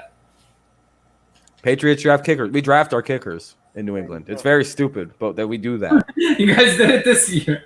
Yeah, we do. But see, that's how I know. But see, Belichick is a special teams expert. That's his where he cut his teeth in the NFL. I'm so for the kicker that you drafted, whatever his name is going to be the next franchise guy. Oh yeah, I think so. I wish we would have got the guy from Georgia. Yeah, you didn't even take the best kicker. I know, dude, but I trust Belichick. He usually knows kickers. What's the kicker's name you drafted? Hold on. I remember everybody said he had like a racist tattoo or something. I don't know. Justin Rohrwasser? I don't. Yeah, dude, he can boot the fuck out of footballs. He reminds me of Gostowski the way he kicks. I just don't think. I think he went to like North Dakota State, so nobody really knew who he was. I think he went to the same colleges like Carson Wentz did. He went to a very small school, if I'm not mistaken. From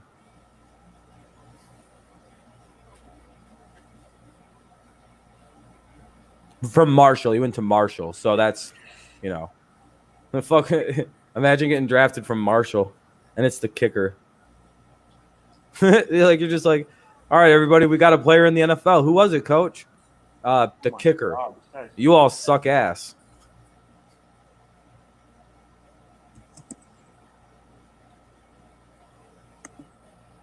Oh yeah, it's that's what it was with the kicker has weather experience by kicking at Marshall, whereas the other guy kicked in the SEC in Georgia.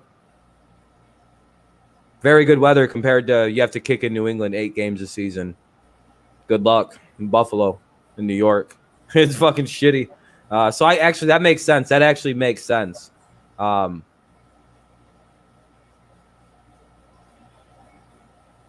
Giants, oh, that's good. Hell yeah. Santa Claus. You don't have to delete that. That's fine.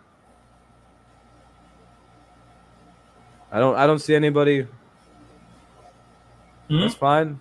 If anybody wants to, I guess Brandon Rogers is live on his channel talking Giants Dodgers. To anyone interested. He got somebody to do it for him. Wow. That's fine, Santa Claus. Wow. You got someone to do it. He went to a stream that doesn't even have that many people. Fucking You know what's really funny about that? It's like, no one here likes the Dodgers or Giants, right, Santa? Yeah. Oh, I thought Sports Player 2 was Santa, but now I know it's somebody else. Yeah, it's somebody affiliated with the Brandon Rogers crew. I think it's probably Brandon Rogers. No. I think it's Sports Expert. Sports Expert. He's probably somebody like that. He's the ultimate self-promoter, and he self-promotes Brandon all the time. I mean, promotes, not promotes Brandon all the time. Yeah, that. So six. There's six. Shit, go ahead. I'm sorry. Yeah, I said I think it's him. I think it's that guy. Do you want to know the 6 players who were placed on the list? The COVID list. Yeah. 6 players. It was Cleveland Browns, Dontrell Hilliard and rookie defensive back Javonte Moffat. And then there was Nigel Warrior of the Ravens, Bengals defensive end Kendall Futrell, and Chiefs receiver Alva Hefo were also listed. Among Cowboys receiver John Vea Johnson.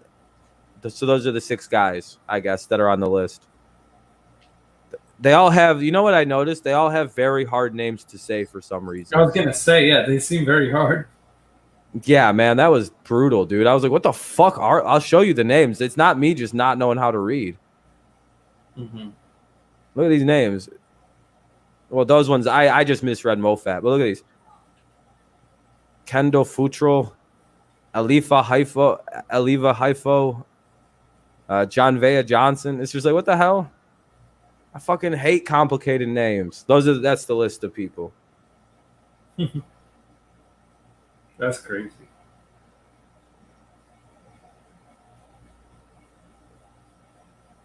Someone who eats on stream like a Neanderthal. Yeah, I don't know who he's talking about right now. I think he's about Sports Expert, maybe. Oh man, I can't deal with people. That would drive me fucking crazy.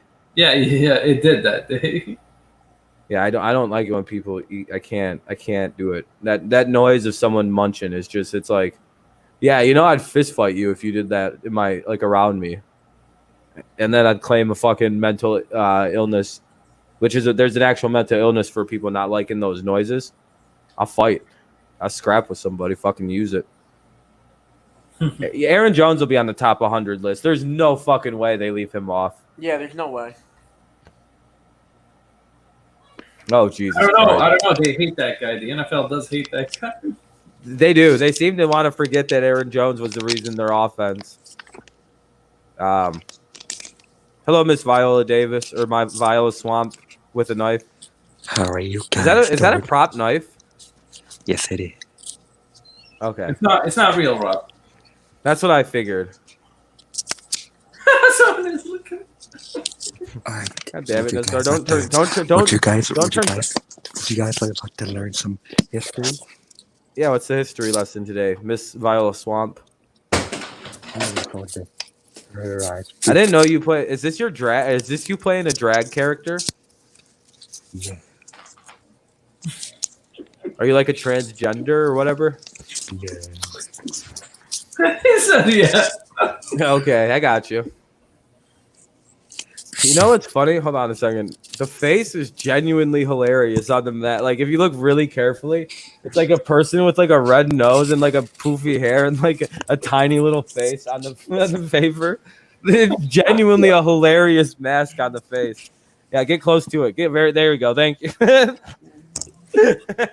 I am a character from Miss Nelson is Missing.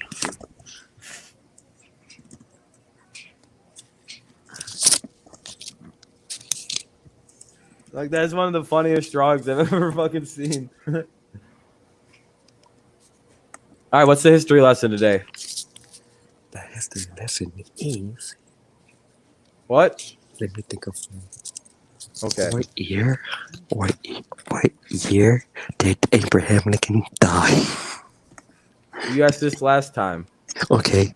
What year did JFK got assassinated? What is about President's dying? 1964, right? Yes. Is that when they shot Kennedy? Yeah. Now we're going to learn some math. If you don't answer this correctly, I will stick a knife in you. Okay. What is 100 times 300? Really? Is that the question? Yes. Yes, it is. By the way, the JFK answer was wrong. It was 1963. Oh shit! I'm wrong, Nuzdar. You are going to die. I'm gonna die. How are you gonna kill me? You're holding. Oh, I think he dropped his phone. I'm sorry, Rob. I had to fact. Oh no, that makes it even funnier. That makes it even funnier because I just guessed. I don't know the exact year. It's funny because Viola Swamp didn't know. She said that was correct. Yeah, I know. I said wrong answers yesterday too. I looked it up. That's correct. I could have just said 3,000 or 300 there. Everything is correct. No, he laughed. Fuck. Dude, no matter what, Nuzdar's entertaining, man. Holy shit. What's so good about that mask is that it's funny, but could get so serious and life-threatening so fast. Yeah, that mask is genuinely frightening and hilarious at the same time. Like, you wouldn't think like that's a frightening person, then he pulls that giant knife out. And it's like, oh, fuck, that just became a menacing mask. Nuz needs more help than AP. Exactly. Nuz needs whatever lithium AB takes. No, just Nuz is cool. Nuz teaches human anatomy. This is the human brain. Any questions? And he just like crushes it. Nuz is a scary individual. He's an aggressively scary guy sometimes. I'm just kidding. I don't have a problem with Nuz. I understand what he's up to and like his like what's the word? The like idiosyncrasies that he does. He's an odd guy, that's all. He might have concussion history, I think. Dude, I think we were too mean to him. Really. Yeah, no, that's why we just kind of let him. He has full reign to do whatever now. Well, to be fair, somebody set him up. Like somebody fucked that dude over really good.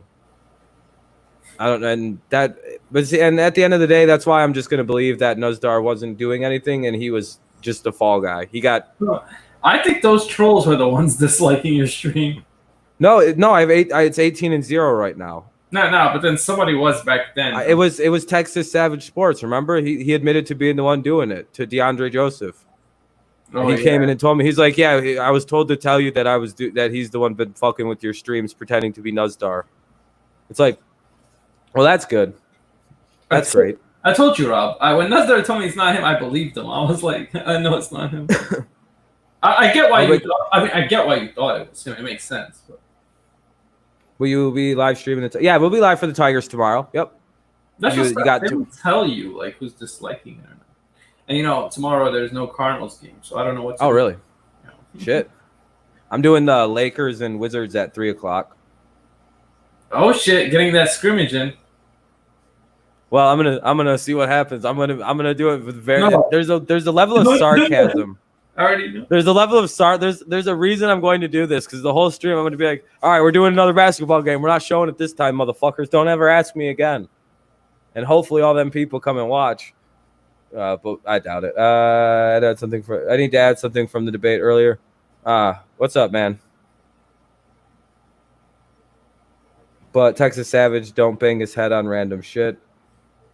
Texas is way worse than Nuz. Yeah, he's a pretty bad guy. I don't even know who he is. I've never heard a single positive thing about racist, that guy too. Well, it's probably because I'm Jewish. That's probably why he doesn't like me. He's racist towards everybody. Me too. Oh yeah, racists don't like Jews. They don't like us.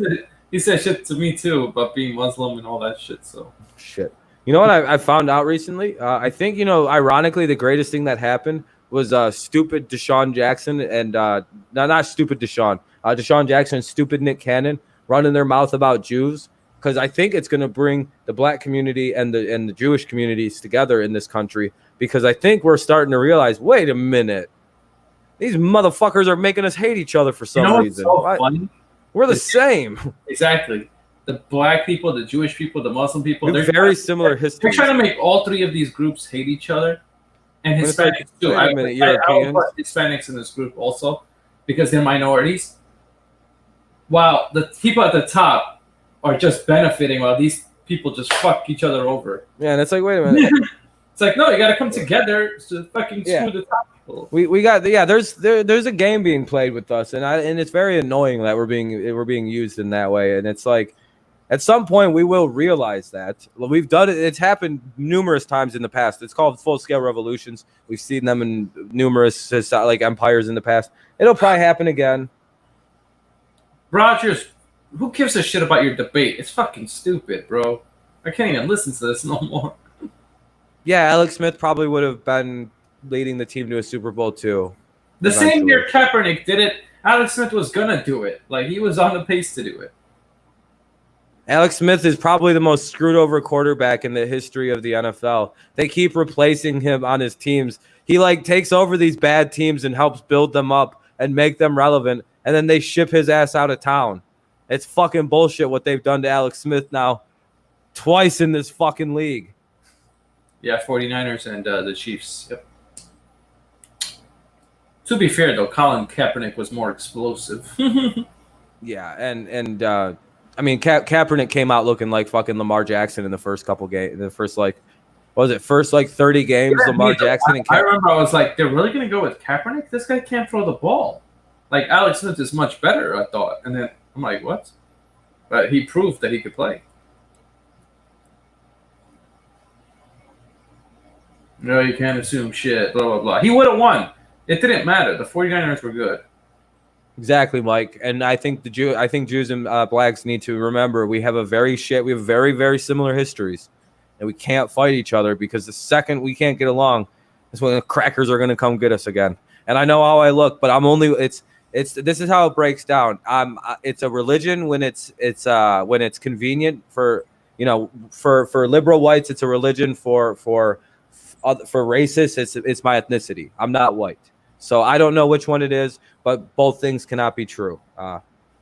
They tell me half the time I'm white, half the time I'm Jewish. I don't know which one it is. When they wanted to, blame us for something, we're not white. But when they're trying to, we are. It's hard. I don't know.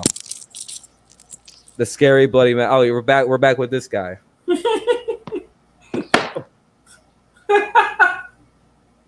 How's he doing?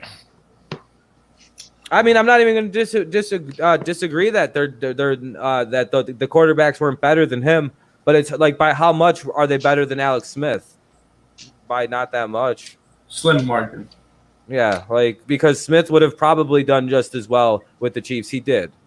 Like, he just isn't as good as Patrick. It's not by much though.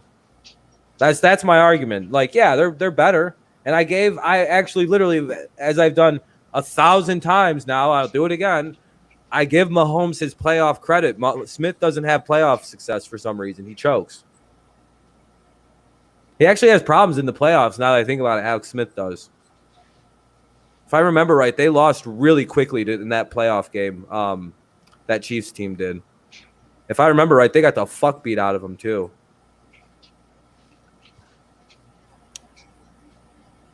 Mm-hmm. That 2017 season. I don't know what Nuzdar's doing. He's like dancing with a knife. It's not Nuzdar. It's a scary bloody mascot. He's dancing. See, I literally just praised Mahomes and I'm biased. See.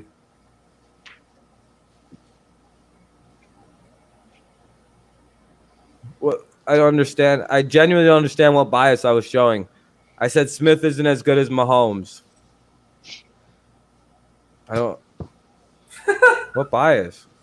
Yeah, I know. I don't know. No, this is at least it's different. I appreciate the different.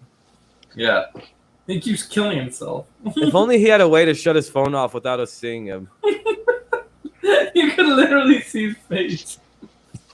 Watch someone walks in on someone when he's doing that shit. Yeah, I know. Someone was. If you remember, originally he was talking to somebody. Yeah, he's like, "What, Yeah. No, somebody came down before. That's why, if you remember, at some point he was like looking over there with it muted, and he was kind of nodding his head. Stop putting words in my mouth. You literally called me biased. What am I biased about? I'm trying to figure out like what statement did I make that was biased?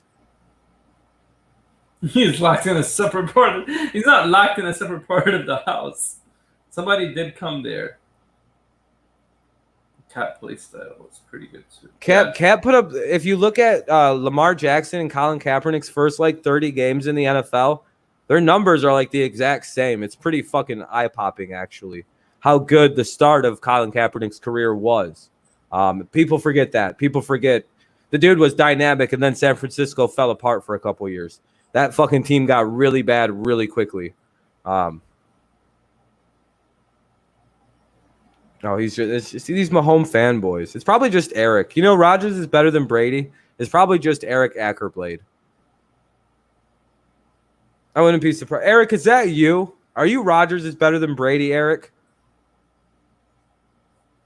You know what? You argue just like fucking Eric does. If that's Eric, oh my god. You know what, dude? Is that you? Mahomes is better than everyone.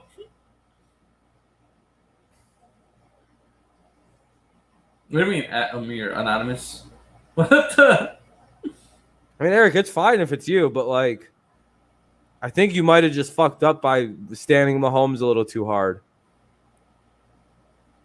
I've never seen you and Eric here at the same time. Watch Eric. And I haven't seen Eric. What's up? Watch Eric just come out of nowhere now. Hey guys, what's up? I think Eric was here and then Rodgers showed up afterward. Where's Eric at? Eric, where are you at, man? Hold on a second. Is this bitch ass on Discord right now? No, he's not. Where the hell's he been anyway? You know what I like about Rob? He just assumes that it's the guy and he just goes with it. But I get why you're assuming it. I do. It's very pro Mahomes and like, you know. We do it the Barstool style. When we have an assumption, we just run with it, and that's just the truth till disproven otherwise. You know, that's how I do it. And then people are like, you can't assume. You have no proof. I'm like, how the fuck are you supposed to get proof for this? You can't get proof for anything. I just assume. I tell people, well, guess what? I'll just correct myself afterward. Everybody assumes. I'm not Eric, I repeat. I'm going to assume all I want to. What are you going to do about it? You can't. Who's your main account then? Tell us who you actually are.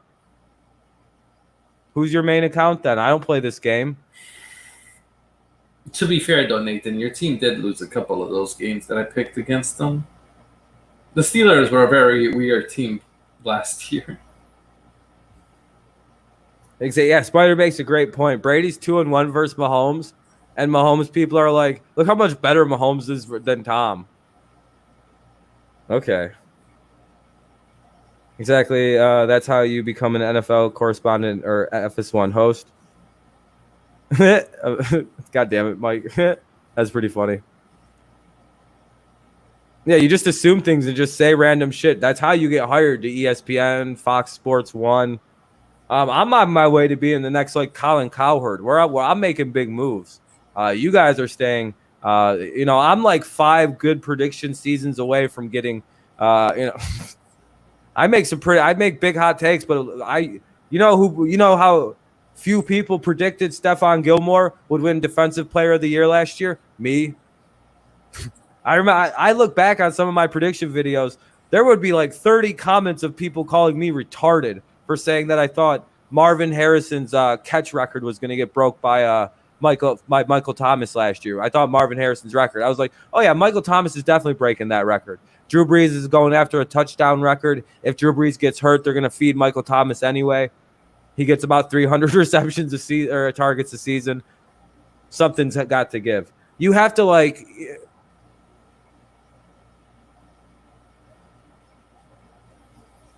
Offense to that makes sense. I don't think Mahomes will fall off a cliff that quickly. I think it'll take some time, Michael. He's still young. Yeah, Mahomes is, he's a good young quarterback. There's nothing wrong with him. He doesn't have any like injuries. Like Rodgers had injuries. That's why he fell off too. Mahomes has that ankle thing, so we'll see if hopefully that's not a recurring Because ankles can be fucked up. Ankles can ruin you. It's not as bad. Like Rodgers was always getting hurt because after the Anthony Barr hit, he hadn't been the same. When Mahomes wins 6 Super Bowls, good for him. Then he's as good as Brady. This guy win 7 to be better. Sorry. Tom had to win 5 to be better than Montana, so got to win 7 to be better than Brady. I don't think anybody's winning 6. I really don't. No, that's not. It's just it's not doable. Not now. Not in the salary cap. Not when guys are getting $400 million contracts. When the AFC isn't as easy as people are thinking it is. I don't know why they think it's so easy. You still got the Ravens. You still got the Patriots. They got no, that was Mike's hot take that was his audition to become an FS1 analyst. That Mahomes is falling off a cliff. Oh. Well, but if you look at Mahomes' advanced analytics, his numbers did fall off from last year to this year. So technically, Mahomes is declining in play. He got worse from year to year. So he is I agree with that, statistically falling off a cliff. He threw 24 less touchdowns in just 2 less games. If Brady did that, they would say he's dead. But the difference is he played better in the postseason. He played. I'm just pretending like a Fox Sports guy. Like, well, if you look at the advanced analytics, his numbers went down even though he was more efficient with the football. Let's ignore the fact he threw less interception. I see that's shit that I do. That I try to come up with. Like, look at Mahomes got worse. All the advanced analytics say he's worse. Well, yeah, Rob. I think Lamar is going to win a Super Bowl this year. I think the Ravens are going to win it. I really do. I think it'll be Ravens. Yeah, I think the Ravens could have a really good shot at it. Yeah, no, Mahomes didn't get lucky at all that Kyle Shanahan was throwing the ball late in the game against him for some reason again.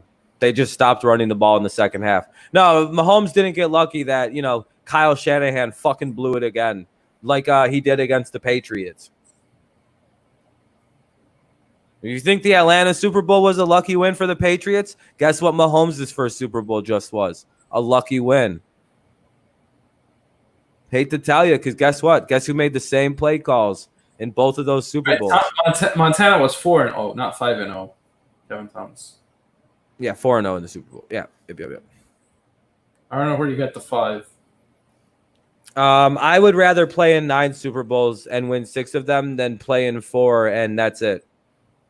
And any player would disagree with your stance on that, Kevin. Nathan, if the Ravens make the AFC Championship game, I don't know, man. I think they'll. So, Amir, would you rather only have a chance to appear in 9 or Super Bowls, or would you rather only win 4, appear in 4, win 4, or appear in 9 and win 6 of them? No, I'd want to go to 9 and win 6. Hell yeah. Because you won 9 conference championships. That's still impressive, Yeah, winning 9 conference championships is fucking insane, I don't dude. think anybody's ever going to do that. No one will. That's another record Brady nobody ever talks about. Motherfucking dude played in 9 fucking AFC title. He won 9 AFC title games. I'm pretty sure he played in 11. In football, it's very hard to do that because it's such a team game. It's not only the quarterback, but it changes so fucking much. It's just so hard to keep a thing like that. What am I being a hypocrite about? Did I say that the Patriots didn't get lucky against the Falcons? Did I say that? No, I'm saying if the Patriots got lucky against the Falcons, then guess who else got lucky against the fucking 49ers last year? I say the fucking Chiefs got lucky with their Super Bowl win because of fucking Kyle Shanahan. Much like the Patriots getting lucky because of Kyle Shanahan. Fairly similar. They could have just ran the ball, but they kept passing for some reason. I literally just said that, and this dude's acting like I'm like being inconsistent. Dude, you'll never catch me on inconsistency with the way I think about this game. It's very consistent. Dude, I'm clowning you with the way I just fucked you up with that one, dude. Literally, yeah, Mike. Rob just said if you think the Patriots got luck versus Atlanta, then so did the Chiefs. And I agree. Yeah, we got lucky versus the fucking against the fucking dumbass, the Falcons. I don't know why they did that. They could have just done nothing and won the game. Literally, could have kneeled it out. But we got lucky. They threw the ball. Just like the Chiefs. Got lucky. They threw the ball. Don't know why people do that. Late in the Super Bowls. I'd run it. I'd literally, if I had a 2-touchdown lead in the Super Bowl, I would fucking kneel the ball or run it or some shit. I'd just run the shit out of it. you would see me throw on 3rd and long maybe once. You don't give up the lead like that. What kind of fucking dumb shit? And you know what's weird is Shanahan's not a dumb guy either. Like, he's a very smart coach. I don't get what happens with, like... Yeah, we're going to be doing the Tigers game tomorrow. Yes, sir. Yes, sir. What is it, 7 o'clock tomorrow? It's the Tigers season opener. Of course I am. Or the home opener. Yeah, home opener. Let's see. 7:10 p.m. Yes, sir. Yeah. 7:10 will be... So we'll be live at 7 for the home opener. It's Michael Fulmer. And the Indians will be playing at the same time. Indians, White Sox also. Exactly, Anonymous. Yeah, whatever, Anonymous. Who cares? You also got lucky that Seahawks. Man, I mean, got lucky. I mean, the dude made a lucky catch anyway, and then they decided to throw the ball. It's not really luck. To be honest, you know, the whole world was expecting them to throw it or run it. That's actually not... At the end of the day, it was a stupid decision to throw the football. But nobody's seen that shit coming. Fucking nobody's seen it coming. And I get it. You're trying to be sneaky and win a Super Bowl. I get the intention behind that play. It was the wrong play call, clearly. But let's not discredit Malcolm Butler making an amazing jump on that throw, by the way. Like, that was one of the best red plays I've ever seen a corner. Like, I may be biased a little bit, but, dude, he jumped that fucking throw like he knew exactly where that ball was getting thrown to. Mm-hmm. That was an amazing read. Nobody's seen them fucking throwing the ball. To be fair, though, Russell Wilson made a big mistake. He should have audibled and ran it. Yeah, and also the fact that, like, you don't throw the ball without looking. He kind of just threw it and hike. Boom. He tried to quick throw it to the tight end. Yeah, they tried to. It was too quick of a throw, and he didn't realize sometimes a cornerback could get a jump on that. And that's got to audible. You got to sometimes audible out of that bad call. I always think it's better to not throw so quickly because you never know what could happen. So let the play develop for a second or two. Yeah. He just brushed it. Yep. He tried to be Brady on that one because that's a Brady move to take the hike and immediately throw it. Because that's called I know I know what the defense. You know what it was? He was expecting the defense to be ready for the run. Oh yeah, but Russell Wilson was like, there is no fucking way they know we're throwing the ball, and Butler was just sitting in the lane. Because if they would have been playing the run, that'd have been a touchdown passing all day long. Like, if the Patriots were playing the run, that'd have been a touchdown. He'd have been wide the fuck open right there. I think if they ran the ball, I really do think they would have got it, Rob. I'm sorry. They probably would have. Yeah, no, I mean, yeah, more than likely, Marshawn. I mean, I know he struggled at weird goal situations like that. Like, it was like a weird. He was like 1 for 4 from the goal that year, but still, it's Marshawn Lynch. He probably would have scored. Eventually, he probably would have gotten it. If he didn't, it's like, okay, but he actually got them like halfway there the first run because they ran on first down. Yeah, they got pretty close, and then they did some shit. A lot of people thought it was like first down. No, they ran. It was like 3rd down on that throw. Like, they ran 2 plays before that, and he just got stuck, I believe. Second down when he I think it might be 2nd down. You might be right. I know it was like 2nd and 2 or something. Yeah, 2nd and 2. I'm pretty sure. Or 2nd and 2 from the goal, or 2nd and goal from like the 2. Yeah. It was some weird. It's like they just ran it with Lynch, and he'd been stopped just short, I think, on the play. So, I mean, in theory, I understand. Like, in theory, it's a good. If it wouldn't have been in the Super Bowl. All right, have a good night, man. Thanks for stopping by, Kevin. I appreciate it, man. Have a good night, bud. Mm-hmm. I just have to make sure now what down it was, but I'm pretty sure it was 2nd. I think it was 2nd. 2nd goal. Yep. And it was 2nd. Weird. That makes sense. Mm-hmm. That's why everybody said they should have ran it because they could have had one more chance to throw it if they wanted to. Faggots have passed Super Bowl. Who is that team? The Faggots. It's a horrible call. I don't think it's a horrible call, man. Because like I said, I don't think if the Patriots play the run, they gave up a touchdown. Like, genuinely. You know what it is too is that I just looked at the play. Russell Wilson throws it really fast, and he missed. Wilson. You know what it is? He missed the receiver entirely. It just kind of Malcolm Butler jumped the route. He read it. He read it immediately. They've seen pass, and the Patriots played pass. That's really what fucked them. The Patriots were like, "No, we know what you're about." If he had waited on that play, Russell Wilson, a little bit, maybe he would have thrown it. Yeah. He probably could have gotten it over Butler because Butler jumped it hard. He like immediate. Butler made one of the greatest like pre-snap reads I think in NFL history or something. Nobody knows how he did that because he never really did anything that good again. He had that one moment in NFL history that'll be forever remembered by Patriots fans where he just grabs it. And every other Patriot and everyone who hated the Patriots and thought the dynasty was finally over at the hands of Russell Wilson went, did they just throw the Patriots a Super Bowl? You don't understand, dude. Do you know want to know how I was sitting at at one of my apartments watching that Super Bowl against the Seahawks? I was sitting in a computer chair like this, watching the game like this, going, "Oh my fucking God, we're about," because it was the same shit that how we lost to the Giants, right? This crazy catch that brought you way down the field because Javon Curse caught this ball where he like fell on his back and like caught the ball and brought it into his chest. Yeah. And then like I was like, "Oh no, oh no, oh no, oh no, oh no!" I was like, "Oh no, oh no, again? Did we just get fucked?" And the thing was, the weirdest part I thought was Belichick was not calling timeouts. He was just letting the time go. Because I don't think they were going to try to win. I think they're going to fuck up. It's almost like he like knew they were going to fuck up or something. He's like, "Nah, Pete's about to fuck this all up." He's like, I know Pete Carroll. I know Pete. I know how Pete. I know everything about how Pete thinks. And that's kind of how that looked. That was such a good Super Bowl. That was such a good fucking Super Bowl. The Legion of Boom versus Tom Brady. Mm-hmm. Wasn't it? I know you Giants fans go, "I don't know. I quite like those 7 a lot more than that one." Oh, to be fair, though, the 07 Super Bowl was a fucking great Super Bowl. Even if you don't like the outcome like I didn't, which most 99% of you guys all do, me and Mike are probably the only ones here who don't like the outcome of that game. Genuinely, we're the only ones here that would be like, that was a bad game. When Malcolm picked that pass off, I was so shocked. I sat in my chair for 5 minutes. I broke something when that happened. I broke the chair because at the same time when he picked it, I stood up in the chair like this, and the fucking chair just went. It was like a rolling chair, and it just went ka-tonk, and the fucking thing exploded out from underneath me. I almost got very, very hurt when we beat that.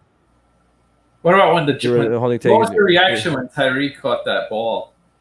When David Tyreek caught that helmet catch. Oh, fuck, dude, that was annoying. I didn't think much about the helmet catch. I was more annoyed with he didn't get sacked because at the time I didn't think anything was going to come because it was only like to like the 50-yard line, wasn't it? Like the 40 or 30. Yeah, they still had yeah, there was still a whole like to me that wasn't like I was more angry. Like I didn't realize. Well, why that mattered a lot, Rob, was that was 3rd down. You stopped. Yeah, it was more the fact that I think we'd fucked up.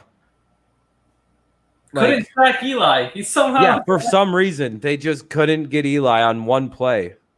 The quarterback. Hey, look, Eli literally used to, this is how Eli usually got sacked. Oh shit. That's how Eli Manning used to get sacked. He would literally just kneel down. He wasn't particularly hard to sack. About him and Peyton. Eli was never good in the regular season. Peyton was always good in the regular season. They're polar opposites. Eli is good in the postseason, while Peyton sucks in the postseason. Total opposites. It's because Eli's demeanor never changes. The dude doesn't get rattled. He doesn't get frazzled. Nothing bothers that. I think there's something wrong. I don't understand it. I know the Eagles, I was in jail during the Eagles beat the Pats. Call my bomb ends to get to the score. God damn it. Big props to Nick Foles to getting there. Yeah, Nick Foles, that was a crazy year for the Eagles. That was a year of destiny for them. Fucking Carson Wentz was here because the Patriots were like, we're not going to play Malcolm Butler. Like, I don't understand. If we would have done that, we would have won the Super Bowl. Like, we genuinely just would have. We threw for 500 yards. Brady threw for 500 yards, and we lost the Super Bowl. It's like, how do you take your best corner out of the game? He played the most defensive snaps on our team that season. See, this what tells you Bill Belichick doesn't believe in any player. He believes in his system. Because and he got fucked over when he does that. Exactly. He ain't got no system. That's that. You know what? That's actually thank you for bringing that. I never noticed that. Yeah, he thought his system was the reason they were gonna, and then they gave up 40 points to the Eagles in the Super Bowl, and his quarterback threw for 500 yards and lost. It was a 40-30 game. That shouldn't be the final. That was the year where he wanted to trade Brady. That was the same year. where he wanted to get rid of Brady. That was revenge. It was some dude. It was some evil shit. He was. Yeah, it was an evil thing. He didn't care about the Super Bowl. He's like, I got so many Super Bowls. He's like, I don't care. I'll win another one. And then he turned around and won a Super Bowl with a much worse team. It feels like he did that on purpose. So then, he blew that game. He fucking every Patriots fan know we blew that Super Bowl. Why do you think Eagles fans really don't talk that much shit to Patriots fans? Because we hit them with, we didn't play Malcolm Butler, dude. And they go, well, and I'm like, dude, you know that we threw for 503 yards in that game. Come on. The only time that Belichick has ever gotten mad was the fact that they wouldn't trade Brady. I remember that 1 year, just for that year. Then after that, he calmed down about it because they traded Garoppolo. Yeah, there was like that. It was that, but I know Brady, they put the blame on. Belichick loved Garoppolo. Like he thought he was going to be like the next quarterback. They're still buddies. They still text. It's really weird. It's really weird. Most people put the blame on Patricia. Yeah, unfairly on Patricia. Belichick sat his corner. What the fuck was he? He's like, dude, that's my starting corner. I need him. Well, what's Billy, and Garoppolo was like, a really good-looking guy, just like Brady was, and he came. Yeah, it's Belichick's just like Belichick was like, we have the best-looking quarterbacks here in New England. Mm-hmm. We don't like ugly motherfuckers playing this position. Because I mean, look at they go Brady, they go Garoppolo, they go Cam Newton. It's very creepy the way Belichick. He's like, he needs a good-looking quarterback. Yeah, he's like, we don't believe in ugly quarterbacks here. You're bad if we don't want Carson Wentz. Why? We don't know if he has a soul. Belichick's just like doesn't like. He's like, I don't do gingers. I know Rob would love Carson Wentz on his team. Carson on the Patriots, dude. That'd be Super Bowl after Super Bowl after Super Bowl. No, Rodney Harrison.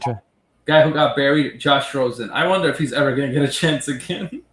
Rodney Harrison tried to break David Tyree's back on that one play. Yes, he did.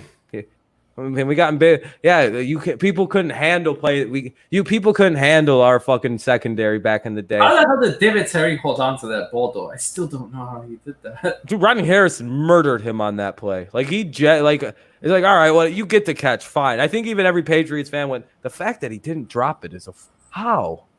I think even every Giants fan is like, that was Rodney Harrison that hit him. Yeah, I was shocked. I'll be honest that he held on to it. We just weren't meant to go undefeated. Nah, you couldn't be Miami Dolphins. Miami Dolphins, only team to ever go undefeated. You know how much shit that fucking football team talked after that Super Bowl, man? All of a sudden, Mercury Morris's dusty old ass was like, I'm not dead yet. And it's like, oh, get out of here, Mercury, you creepy bitch. I fucking hate that guy. Not the YouTuber Mercury, but Mercury Morris was the running back for that Dolphins team. His ass was talking so much shit after we lost that Super Bowl. He's like, their undefeated season doesn't count. Fuck them. It's like, we won more games than you fucking losers anyway. We win 18-0 too. Go fuck yourselves, Mercury. You bitch. You guys only win 18-0. We would have gone 19-0. You fucking. I remember Brady also. He's like, he was laughing at the fact that, they said that he would only score 14 or 17 points. He was like, we're going to score more than that. Yeah, I know. And he didn't. They didn't. I put a lot of the 52 loss on Brandon Cooks. Yeah, Brandon Cooks trying to fucking hurdle a grown-ass standing man. Yeah, it's just – I'm glad they banned hurdling in the NFL finally, I think. They got rid of that. Oh, yeah. Because tight ends were starting to hurdle people. And it's like, all right, this is getting fucking retarded, you guys. Genuinely to me. Marlins are 2-1, but that's not going to last, Karam. I don't know. I mean, I haven't really looked at their team. Have they – Marlins, they have the best prospects. I'll be honest. They always get these hitters out of nowhere, but they get rid of them. Yeah, they literally should have the best team in baseball. I know. Do you think that they got some new players and nobody knows about them or something? They do. They always do, dude. Look, I think we've looked this up. Marlins players. Historic. Did they have a weird level of great players? Mm-hmm. Where the fuck are they?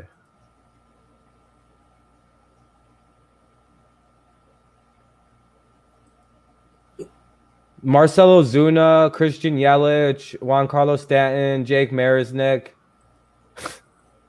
Holy fuck. Oh, dude, this isn't real. This is not actually real. What? Dude, hold on. Dude, this is a World Series team. What do you mean? This is the team they've traded away. Oh, yeah. Based on 2019. JT Realmuto, Justin Bohr, D. Gordon, Enrique Hernandez, Colin Moran, Marcelo Zuna, Christian Yelich, Juan Carlos Stanton, Jake Marizek, Cameron Maben, Austin Bernays, Aiden, I can't say that name, Luis Castillo, Domingo Herman, Chris Paddock, Trevor Williams, Nathan Eovaldi, Anthony DeSanti, Anibal Sanchez, Sam Dyson, Jason Vargas, Yusumero Petit, Nick Wittigern, Andrew Heaney, and Sergio Romo.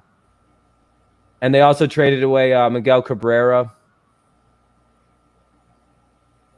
Yeah, Daniel, sorry your Mets got killed today. You saw what happened to the Mets today, Rob? Yeah, that was brutal. That's genuinely brutal. What happened? 14-1. Yeah, it's crazy. I was like, I couldn't even. A lot of the YouTubers that were calling the game couldn't even call it anymore. Because of it was getting bad. It's kind of like the Indians and the Royals. Once a baseball game gets to be like 9-2 and it's just a fucking blowout, it's like this fucking game is done. Bye. Rob, I just find YouTube very hypocritical because when my team is doing well, no one's in the chats, and then when my team is doing bad, everybody's fucking there. What the hell? That's how it is. Nobody wants to see. Everyone likes to come in and get their shit talking in. I want to really crush the Dolphins in 20. Yeah, so do I. I hate the fact that they think Devontae Parker is this GOAT. The dude's had one good game. He's had, he had 2 catches against the Patriots prior to that game against Gilmore. Literally, in 3 or 4 years, he's been in Miami. Nothing. He's done nothing, and then he has one freak game, and everyone's like, Devontae, the GOAT, owns the Patriots. That's Stefan's daddy. It's like, and that one guy says he doesn't believe in jinxes. If you don't watch sports and you don't believe in jinxes, you don't watch enough sports. I believe in jinxes. Baseball's heavily on jinxes. I think baseball's the most fucked sport by jinxes. You know why I say that? Because the Cardinals were winning 1-0. Valix came in and said Cardinals are doing well. Guess what happens? The next inning, Pirates fucking take the lead. I'm like, what the hell, dude? And yes, why do you think Why do you think in baseball why do you think people will fight you and if a pitcher is pitching a no-hitter and you say the word no-hitter?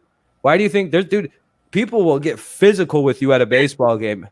You'll get your ass whooped. You'll get your fucking ass whooped. I don't care what anybody says. I believe in jinxes with sports. You could call me stupid. You could call me retarded. Baseball's jinxed. There's something with baseball. Baseball is a jinxed game. There's jinxes. There's superstitions. Something is deeply, weirdly tied to that game where, if for some reason a hitter, if he puts his socks on wrong, he fucks his shit up. He goes into a slump for 6 weeks. Literally, because he put his socks on the wrong order, and then he switches it up, and then he'll go 20 for 30 for the next 30 at bats. It's true. It's really weird, dude. That's a weird game. It's the only game like that, I think, in all of sports. It's fucking very strange how superstitious it is. And Nathan, didn't I tell you I don't like this guy, Colin Moran? And guess what happens? The guy hits a 2-run blast. I knew that was going to happen. I called it. I said, I don't like this guy. He's very good. He's going to do something. I could tell. Oh, Colin Moran. He was on the He was on the Astros, wasn't he? He was on the he was a Marlin at one point. Oh, he was? He was part of the players they traded. Dude, they could have had listen to this outfield they would have had. Right field, Juan Carlos Stanton. Center field, Christian Yelich. Left field, Marcelo Zuna. Right now, that would be their outfield in Miami, right now. Well, he played for the Astros and Marlins. Okay, after Marlins. Who the fuck is running that baseball team? They need to be bitch smacked, right? They should be fired, right? You're fired. I'd fire them. Yeah, we have a day off tomorrow. Thank God, Chrome. I need a day off tomorrow. Just Jeter? Jeter just... I know. And guess what? He gives all the players to the Yankees. I wonder why. Well, yeah, he sent all the good ones there, yeah. But but not all these guys. Jeter didn't trade all these guys. What the fuck? Why did they not like good players in Miami? What the fuck is wrong with them?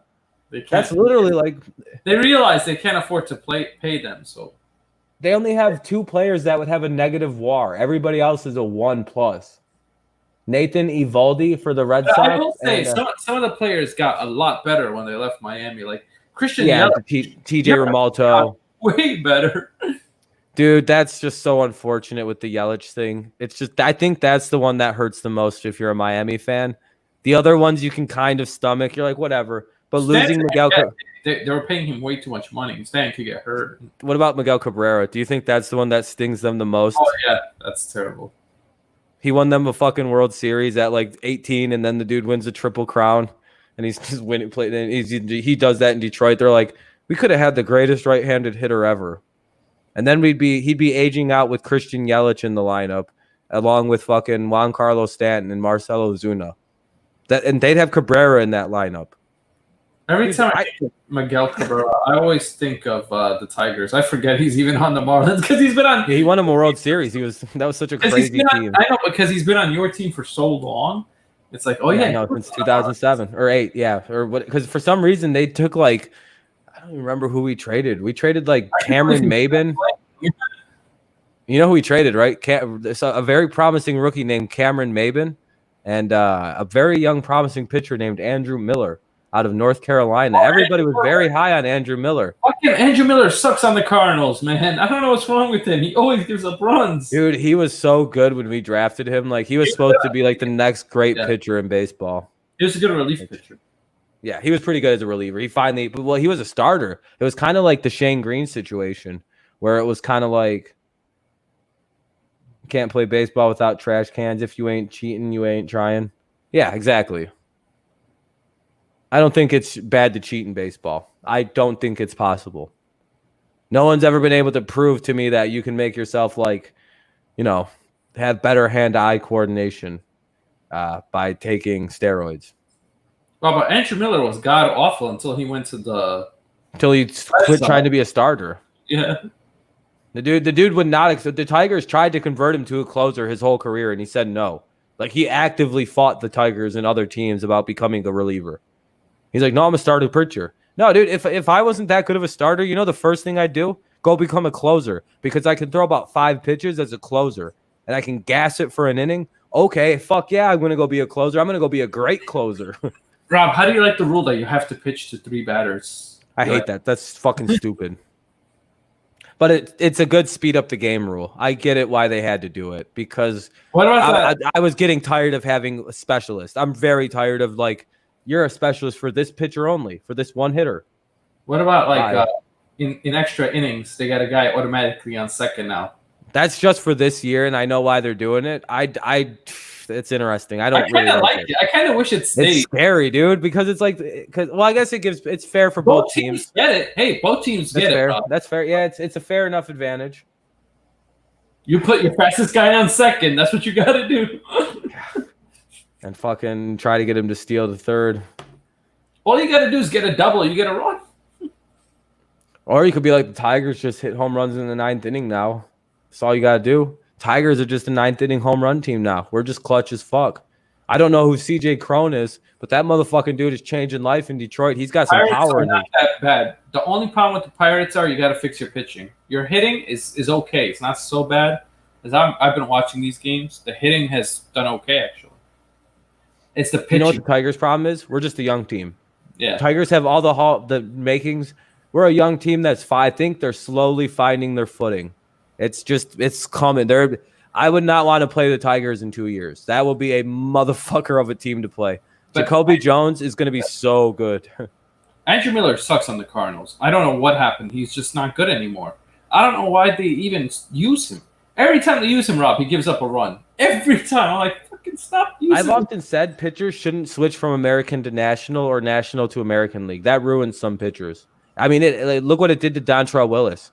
He went from being literally one of the greatest pitchers in baseball in the National League, came to Detroit and could not pitch in the American League. See, usually if you go from American League to National League, you become better. But in this case, it became worse. It was like, what the fuck? Going from NL to AL, you get your ass whooped on for whatever reason, some of them, because you go from small ball to power ball. And you just start getting taken deep when you're used to guys hitting like grounders and trying to like set up. Andrew Miller. So when we signed him, he was going to be our closer. We gave him a few chances, and he fucking got destroyed. So then we had to get another closer. Yeah, that's always the worst. It's kind of like we gave away. The Cardinals are horrible with closers. We've not had a good closer since Jason Isringhausen. Remember Shane Green? The Tigers had like that great closer last year. We sent him to fucking Atlanta and he sucked asshole. Remember Craig Kimbrell, who got traded to the Cubs and he was terrible last year. Yeah, dude. Tigers have been sending bombs out. I don't know how Josh Allen got so high on that list. I don't understand how he made the list. Josh Allen on the list. Fuck you. Tigers aren't lucky. What? We won 2 games in extra. We won 2 games in the 9th inning. That's not luck, baby. That's all skill. Our pitching is immaculate right now. We shut down them Reds teams. We'll see tomorrow. You got. We're about to beat up on the Royals. This is division. This is like the most important. Yeah, fuck them. I'm gonna be aggressive tomorrow calling these games. Team you hate the most. So yeah, this is probably the team I hate the most in professional sports. Like I fucking hate the Kansas City Royals. Like I've said multiple times, the whole team died in a plane crash. Guess what's another team that doesn't like the Royals? The Cardinals. I know. Yeah. You guys. That's a rivalry. Yeah.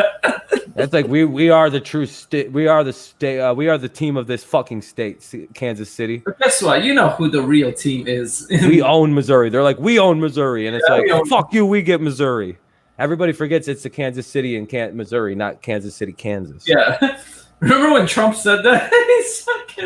He's like, congrats to Kansas. The state of Missouri is just like. Those are our teams. Like those are all our teams. They don't have money like that in Kansas. They don't have money for sports teams. The Royals they're the Marlins of the NFC, I don't want to American League. Because originally I thought the same thing. I took Kansas City because it has the name, and then I looked it up. And it throws people off. But I always just remember that Kansas City doesn't have no money. If you're president, yeah. you should know that. But the way I look at it is like Kansas, to me, it's like, well, I know Kansas doesn't have no money for no sports teams. So Missouri does. Missouri's like a weirdly rich state. It's because of all the slave money. It's like Connecticut. They were like the West. Like a lot of people don't know this about the North Connecticut. You know how Connecticut has all this money, but it doesn't have any kind of reason to? They financed the slave trade. Like that's what their business was in Connecticut. Mm-hmm. And I think they did similar shit in Missouri for out west. It's not pleasant. They don't have pleasant histories. Connecticut, that stuff is all like Midwestern, right? So I don't really know the geography of all that stuff so well. Yeah, man. Yeah, I barely know it, and I live in the Midwest. But to be fair, it's right next to Missouri, right? So I think it's like this Kansas City is like, I think it's like he said, I think it borders like this. It's like they're right next to it. Yeah, slave money. That's where Connecticut's made up of slave money. That's what Connecticut is. All them fucking rich white people that live in those giant mansions. Yeah, that was paid for because they financed slaves. I mean, fuck Missouri for putting Kansas City there. It should be in Kansas. It's like right there, isn't it? It's like fucking. Yeah, it's very close. It's on the border. I just looked. They like, I think, yeah, it's kind of like there's like Lexington, Kentucky, kind of dips into part of Ohio. I think it's like there's like a part of like Ohio and Kentucky that go like this, and like I think the sports teams play there. Yeah. Okay. Oh, that's really annoying. That's really annoying. Right on the border. Look at that shit. It's a nice looking city. They just kind of share the sports teams probably then. Yeah. They're like, well, they're half yours, half ours. It is what it is. We should just become one big state called Missouri. Or Missouri sauce or something. I don't know what a good state name for Kansas and Missouri combining would be. They could do that, and then they could finally make Puerto Rico a state. There we go. You know, we should get rid of the North, the South, and the West, and the fucking all those stupid other like extra states. It's like, you guys we don't need to have North and South anymore. We're not slaves anymore. We're not doing that. That's why we have the North and the South, by the way, everybody. North Dakota was a free state. South Dakota wasn't. West Virginia was a free state. Virginia wasn't. North Carolina, South Carolina. It's literally. Colorado is eerily close to Kansas. It's really close to it. Kansas is like right there. I had no idea, Rob. So did you go by Kansas? Did you go through it? No, didn't even go anywhere near that fucking state. We went through Nebraska. We went the more upway through Nebraska. Oh, through Nebraska. Okay. Yeah. I'll show you the route. Like, yo, I ain't setting my foot in Kansas. Yeah, we weren't Well, doing that. Rob, we're not in Kansas anymore. Yeah, we didn't want to go into Kansas. We didn't fuck with Kansas. I don't fuck with Kansas like that. Oh yeah. So it's basically. They would have been fine there though, because they wouldn't have known. They would have been like, "That's another white guy." I don't know how anyone ever got through this fucking country. Basically, we started here, Mount Pleasant's about here, and we went choo choo choo choo choo choo choo choo. Just went the north. Yep, and then we went dun dun dun dun dun dun. That's gotta be fun. I want to do that. Oh no, hold on. Yeah, basically we went choo choo choo, and then all those states probably look the same. They probably don't look. Yeah, this state, and this state, the exact same thing for 3 fucking states. Dude, this whole strip, this whole 1, 2, 3, 4, fucking 5, you can include Ohio. These fucking states right here, along this line, because this is the route we took, right? Through Indiana, then we came around through Chicago, got on this highway, and then took this highway all the way through to Colorado. And then we went down into this area. And we played around over here. This is where primarily we went to, like... I was in the San Juan, Rio Grande National Forest a lot. Then we went over into Utah, Canyonlands National Park. Yeah, I went very far, by the way. I went halfway across the United States, basically, over into Utah. And then we went into Wyoming to drive back. So we went... Very fun trip. It was very fun just to get in the car and across the United States. But again, this whole fucking strip, dude, this all the same. There's no difference between these 2 states. This has more hills. This is more flat. That's the difference. Boring state ever feels bad you had to drive through there. Yeah, Alaska is useless. I would only go to Kansas to take a dump. I like how we're just talking shit on the fucking United States now. Yeah, no, you shouldn't be talking shit, Heat Nation. Don't you live in Iowa? Your state is the exact same goddamn thing. There's no difference between the two. But you got corn in Iowa. Yeah, they have a lot of in Nebraska they got a lot of corn. I've never seen more corn than I seen in Nebraska, dude. I was genuinely unnerved. Very similar though, I think.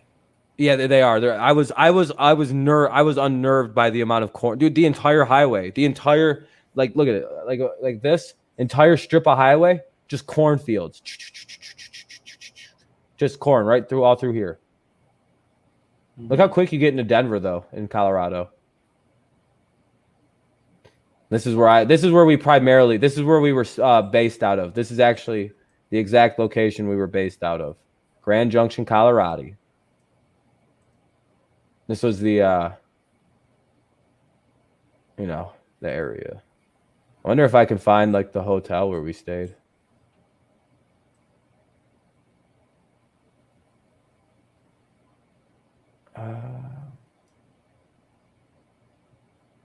Yeah, actually, right here. Hold on. Right here. This is where we stayed. The Hilton. The True.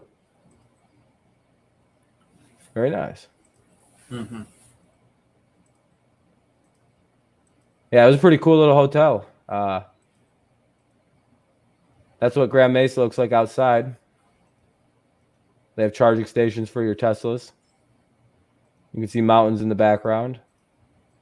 I'm trying to find like better. Hold on, But yeah, it's pretty cool to be right over there. All sorts of crazy shits. Mm-hmm. I'd recommend if you go to Colorado, that's where I'd recommend to stay. Is right about there. You live in Des Moines. Oh, for me to go. Oh, okay. I was gonna say if you live in that part of Iowa, you don't live in a boring part. I just gotta think like if you do it, let's say a road trip from New York, you gotta go through so many damn states. You know what's crazy? Me and Heat Nation were in like the same city for a minute. Wait, hold on. I went through Des Moines. Wait, hold on. Heat Nation is not in Miami? Oh shit! Go off of me. I'll be right back. I really thought this guy was in Miami. That's why he's a Heat fan. What the fuck?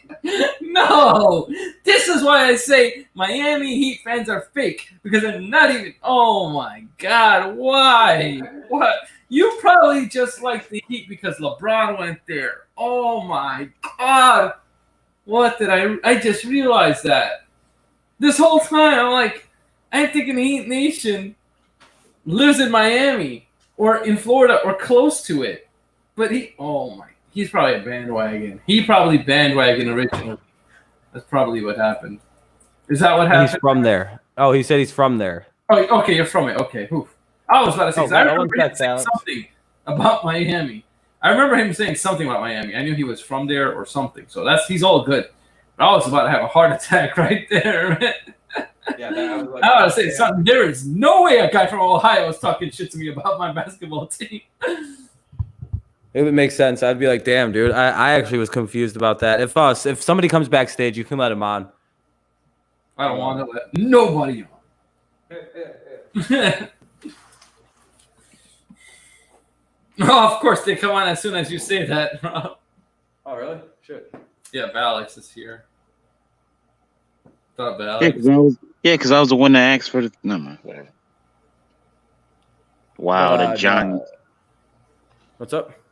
The Giants are beating the Dodgers. Let's go. Let's go. My prediction's right. Yo, I'm with Trey on this, man. I don't like them anymore. I don't like the Dodgers. I don't like the crying. I don't like the fact that they think they're just gifted a World You Series. just like that's what Trey said the same thing to me. That's why he hates the Yankees because he think all we do is cry. And then Trey, me and Trey talked. I think it out. Yankees fans were pretty pissed off, but you guys got over it. The Dodgers still aren't over it. Like they're like, we are the World Series champions. It's like, fuck off. I need to talk to Spider for a second. Spider, that is, I do like random teams, but I have a reason for those teams, and I've liked those teams way earlier. Like when I was younger, like when I was 6 or 7. I liked the Magic when I was like 5. I liked what do you call it? The Cardinals when Mark McGwire was there. So whatever year that was, whenever he signed, as soon as he signed to the Cardinals, I was like, this guy's my favorite player because he hit a bunch of home runs. As soon as he got to St. Louis, when did McGwire start playing for the Cardinals? Let me look that up. I think it was in the 90s. Yes, I'm a Padres fan as well. I like the Padres because of Greg Maddux. 97. 97. AKA Amir calls them the fathers. Yeah, I call them the San Diego Fathers. You are the father. Well, that's what the name is. They're named after they're called the Padres after the San Diego Friars. Yeah. Which is a group of fathers. They're literally named after a religious group. That's what I'm trying to tell Alex, but you don't want to listen. I get it though, Amir. Yeah. You don't have to. Oh my gosh. I get it now, obviously. I think Greg Maddux is one of the greatest pitchers in baseball history that no one ever talks about. He had the greatest control I've ever fucking seen. He'd have games where he'd throw like 7 balls and he'd throw like 99. He'd throw 100 pitches. He'd have like 90 strikes and shit. It's like, what the? Not that dramatic, but like some unheard of. Like he had such good control. And I was like, that's what I want to be in baseball. Nobody could hit him. And he only threw like 90 miles an hour. So it's like, how the fuck do you have a long career throwing 90? Put it wherever you want to every time. Yeah. Spider, yeah, that makes sense to you. Good. Also, like my brother liked a lot of teams. Me and my brother were rivals. So when he liked the Yankees, I did not want to like the Yankees. And I didn't like the Mets. I remember there was somebody in my family who liked the Mets that were kind of annoying about it. So that's the reason why I didn't like them. And so I went outside and then I also realized, hey, McGuire's a great player. Let me root for this team. And McGwire literally joined St. Louis that year that I liked them. Amir, I could have been an A's fan if he stayed there. Kids are allowed to be bandwagon fans. It's how you respond. If you stay a fan of the team, though, you're not a bandwagon fan. That's just who you're a fan of. You just picked it. You got lucky. Shit, we weren't even good, so it wasn't like I was bandwagoning it. It's kind of like the Knicks. I have a right to leave the team. My brother liked the Knicks, so I never. But I'm gonna keep. But Amir, that's the funny thing about it. Every team your brother was, it's like a rivalry to it. Knicks and Magic used to be a rivalry in the 90s. Kansas City becomes the Kansas Fried Chickens. If Washington has to change, I don't know if are people pushing for Washington. When I was a kid, I liked teams for stupid reasons. You know why I like the Magic besides the Shaq thing? I also like the Magic because I thought it was a cool name. I was like, oh wow, this is like unique. You never heard of a team called the Magic. Check in all sports. Check in every single sport. No other sport has that team name, Magic. Not one. It's so unique. Ain't the Knicks the same way? Yeah, the Knicks are because of the Knickerbockers in New York. Yeah, that's basically it. Yeah. I just grew up watching them. Why not? Just grew up watching Carmelo. Why not? I said, you know what? Spider, I actually made a whole live stream about what I think about the Tibbs situation. So if you want, you can check out that video. But if you want my quick analysis right now, I think it was a good move. I know! And you live in Orlando. You live in Orlando. You like the Heat. What the hell is that? Heat Nation. Look how old this Patriots hat is. Look how long I've been a fan of this fucking team. Remember when these were the player hats? Yeah. Yeah. Well, these are old. These are back when Reebok still made the hats. Fucking. And then, I don't know how long I've been a Padres fan. I still got my Little League hat from when I played on Little League and they let us pick Major League teams. And I bought a Padres hat separately. I'm sorry, Rob. I rooted against the Fathers today, and that was only because I didn't want them to be 3-0. You know what, Rob? I was going for both of your teams, so you got to give me more respect than Amir. Both of your teams. Yeah, I know. Everyone hates the Padres for some reason. No, I don't. I told you the reason. I didn't want them to be 3-0. It was no hatred towards. Yeah, because you didn't want everyone to be. See, this hat doesn't fit. I bought it when I was a child. Because they would be the only 3-0 team. Even the Astros lost, Rob. Astros lost to the Mariners. I just wanted to see the Padres' reactions to the 3-0. Just got one of the best logos too. How can you not like the Padres logo? Sandy, SD, and then the Padres right in the middle. The S and the D make the Padres. They've changed it, haven't they? Went like a little bit different with the logo. Like, isn't it a different color, or is it the same? No, it's still the classic white and blue. I think that it's one of the most classic logos because the S and the D make the. Didn't they add like a different color also? Let me look.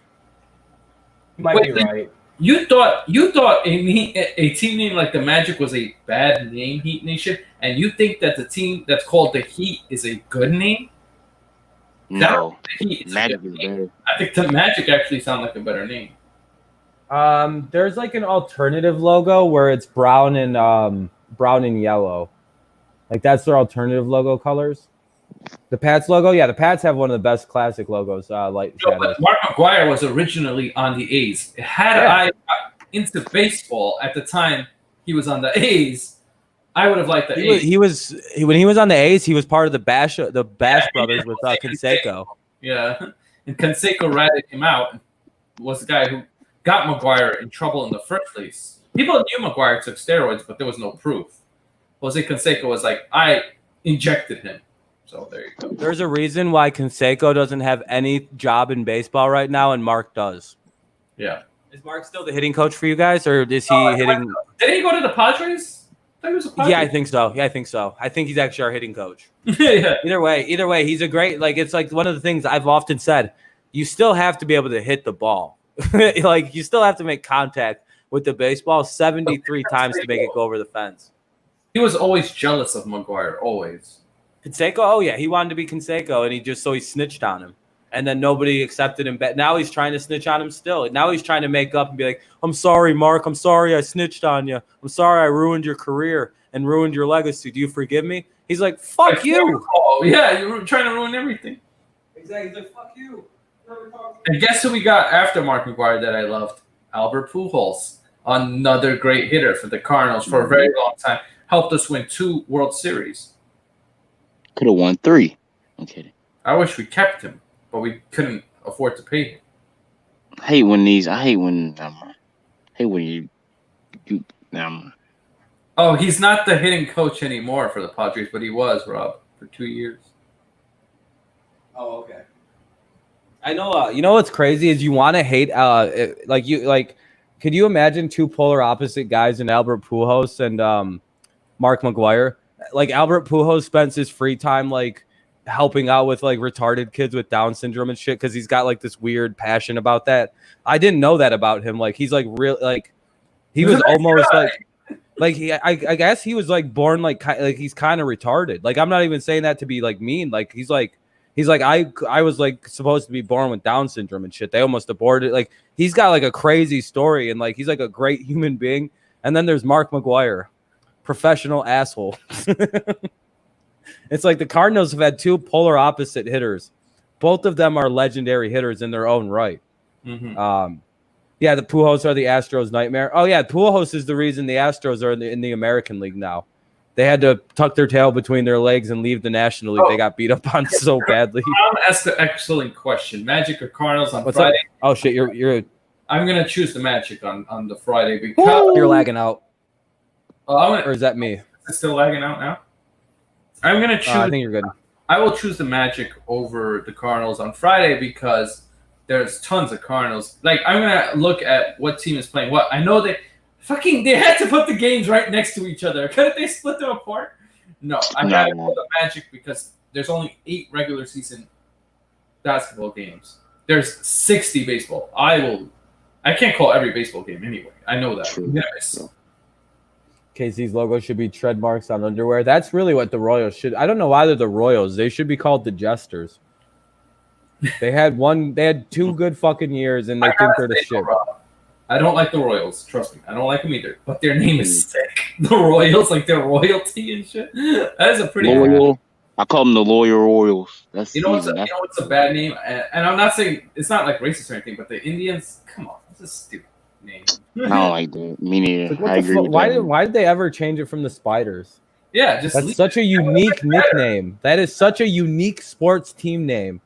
Like, it's like immediately, number one, you guys should immediately be the Cleveland Spiders starting this season.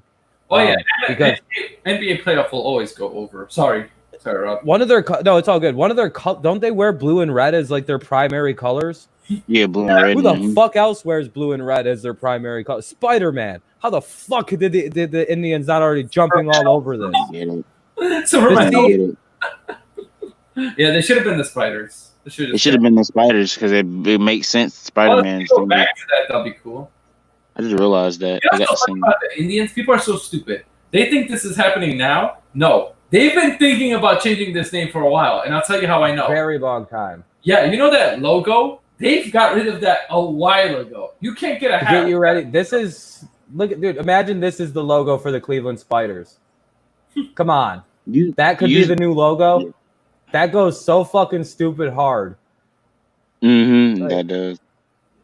Dude, I don't care. I'm all for them doing this. They have like the designs are there. The jerseys look cool. They could like. It's kind of crazy that a team that came out in 1892 had a better name than a team now. Yeah, I know. It's not. It's like, what the fuck? Like, look at the hat. You could have hats with fucking webs in them and shit. Like, that could be your alternate logo. Oh, wow. But no, let's not do that. Let's not have a cool thing. Let's stick with the Indians. Let's make it worse. Better? Yeah, exactly. Let's make it worse. Let's go with the Spiders. They actually were in the National League originally. Interesting. Just looks so much better, man. The Magic, the Lakers, those teams. Do NBA playoff. Oh, yeah, NBA playoffs are probably going to take precedent for most people. That goes over everything. Marlins, Tigers. That's what it's going to be Tigers, Padres World Series. The World Series everybody wants, but they don't know they want it yet. I think people would punch the air if the Tigers played the Marlins. They'd be like, what the fuck? What kind of bullshit season is it? There's an asterisk on this season. I'd be like, no. And then you know what'll happen? Tigers will win it. Central playing only Central. It's going to be funny when the Tigers play the Cardinals. I wonder what's going to happen. When is that? I want to kind of look into that. Like when do we play each other? Because we do play each other, you know? Yeah, I know. It's going to be interesting. And you know what I'm going to be most angry about? If the Tigers win the World Series this year. I know they're not going to. They're getting an asterisk next to everybody's going to say asterisk, and I'm going to be like, bullshit, dude. That is fucking bullshit. We're play until August 3rd. Wait, that's not that far. That's only next. No, that's coming up. That's the next series for us. They keep thinking you know, when you're in a month, you think, okay, yeah, I'm still in July. No, August 3rd is like next week. Literally, we play the Royals for 3 games and then 4 games, it looks like, while we play them for a while. No, then we play the Reds again for 2 games or 3 games at home. Your team's obsessed with the fucking Reds, bro. Yeah, we play the Reds a lot. They love when you play the Reds. Something about that. But that's it. I think we're done playing the Reds after that. I think that's it for the Reds. That's our 2 times. Are you sure about that? Yeah, because I think we're playing 6. You play 6 versus I think you play 6 games versus the. We have a 4-game series with the Tigers. What the fuck? I don't get it, bro. Do you think we should do some of those together? Like, do you want to do a couple? Yeah, we could. I don't mind. Because I think it'd be funny if, like, we do one on your channel, and then because, like, it'd be interesting, you know, because we'd have to make sure it stays civil, because that could get really tested. Because in the bottom of the ninth, in the ninth inning, we both just be like this. This is not far away. This is next week. We're talking about Monday. Next Monday. I know. It's gonna be like, go Tigers, go Tigers. Mm-hmm. That's good. What if it's tied? What if it's tied and it goes? Oh my, that's even worse. The first 2 games are in Detroit. The next 2 games are in St. Louis. Oh, they're doing a foom. Yeah, they're actually interesting. split, which is weird. I like that. I like when they do that. Well, they're getting the games out as fast as they can. How far is Detroit from St. Louis? Not very. It's like a 10-hour drive. Not even that long. I didn't know it was that far. You know, they're not driving. They're flying. Probably. No, it's like if they're flying, it's like a couple hours. It's like an hour, 20 minutes, hour 20. Yeah. The longest time is spent like getting into the air and getting out of the air. That's the first time I've seen that they changed it, because usually they play all the games in one stadium and then they'll come back. You know what I mean?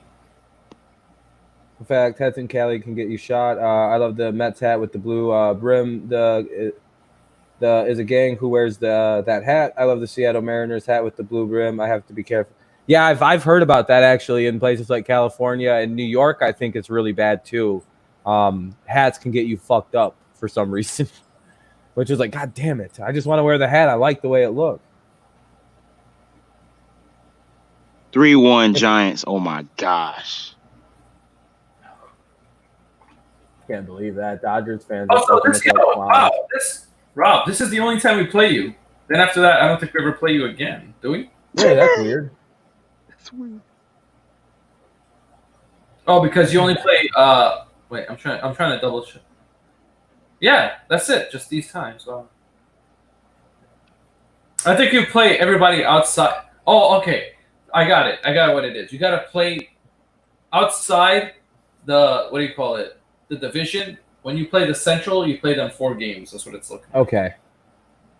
And we play looks like we're playing the Reds for 6. I think the Reds, we just play a little bit more. Reds? Is it like you got to fucking play some? We always got to play the Reds, it seems like. They make us play the Reds. I think I'm going to start to, I think I'm good. I think I'm going to start to wrap up. Oh, okay, yeah. Kind of dying out slowly. It's almost 1 o'clock anyway. Been live for 2 hours, 40 minutes. So it's a lot easier streaming with people because fucking it gets tiring after like 2:02. After the 3rd hour of a stream for a baseball game, you're like, man, this game needs to hurry up. It'd be really nice if it hurried up. I mean, when you're losing, you don't want it to hurry up, though. You're like, please. Come on. But when you're winning, you're like, hurry up. Let's get through this. Just like how we played against the Nationals. I don't want it to end like. That was a tough one. You guys won that, right? Yeah, we came back 2-0. I mean, yeah, 2-0. Yeah, we played the Royals like 3. Wait, hold on. How many times we played the Royals? 4. We tried to play them a few times. We played them 6 times. What? Wait, how can we play you guys only 4? Why is it like that, Amir? I think it's because that's why we're playing the Reds a few times. I think it's because we're right next to the Reds, and you guys are technically right next to the Royals, so it's safe for traveling. Yeah, we're really safe. But they're like literally, hey, we'll be in there in 20 minutes. Like, it's that close. 25 to be exact. I'm kidding. But all right, everybody. I think that's about good. I'd like to thank everyone for coming on. It was Alex Sports, Valix, and the Sports Critic, of course. Make sure you sub to all their channels, everything like that. Let's see how do we do on this stream? What would we get? Like 20 likes, roughly. Some dislikes. 20-1, not bad. 20-1. Yeah, that's that's my guy's Madden record. Anyway, 21. But anyway, all right, everyone. Have a good rest of your night. Thank you for coming on, everybody. I appreciate it. I'll be live tomorrow. I think I'm going to do the fucking Lakers and the Wizards game. Not going to show the game this time because that got me in trouble for whatever reason. Fucking narcs. But we'll do that, and then we'll do the Tigers. So we'll see you for those games tomorrow. I probably won't do a nighttime stream tomorrow because of the fact that I'm going to be like live from like 3 o'clock till like 9, 10 o'clock. Basically, it's going to be fucking brutal. So That makes sense. we'll see. But thank you guys for stopping by tonight. We'll see you tomorrow. Hopefully you come by. If not, go Patriots, go Lions. Peace. Peace. Go Yankees. Go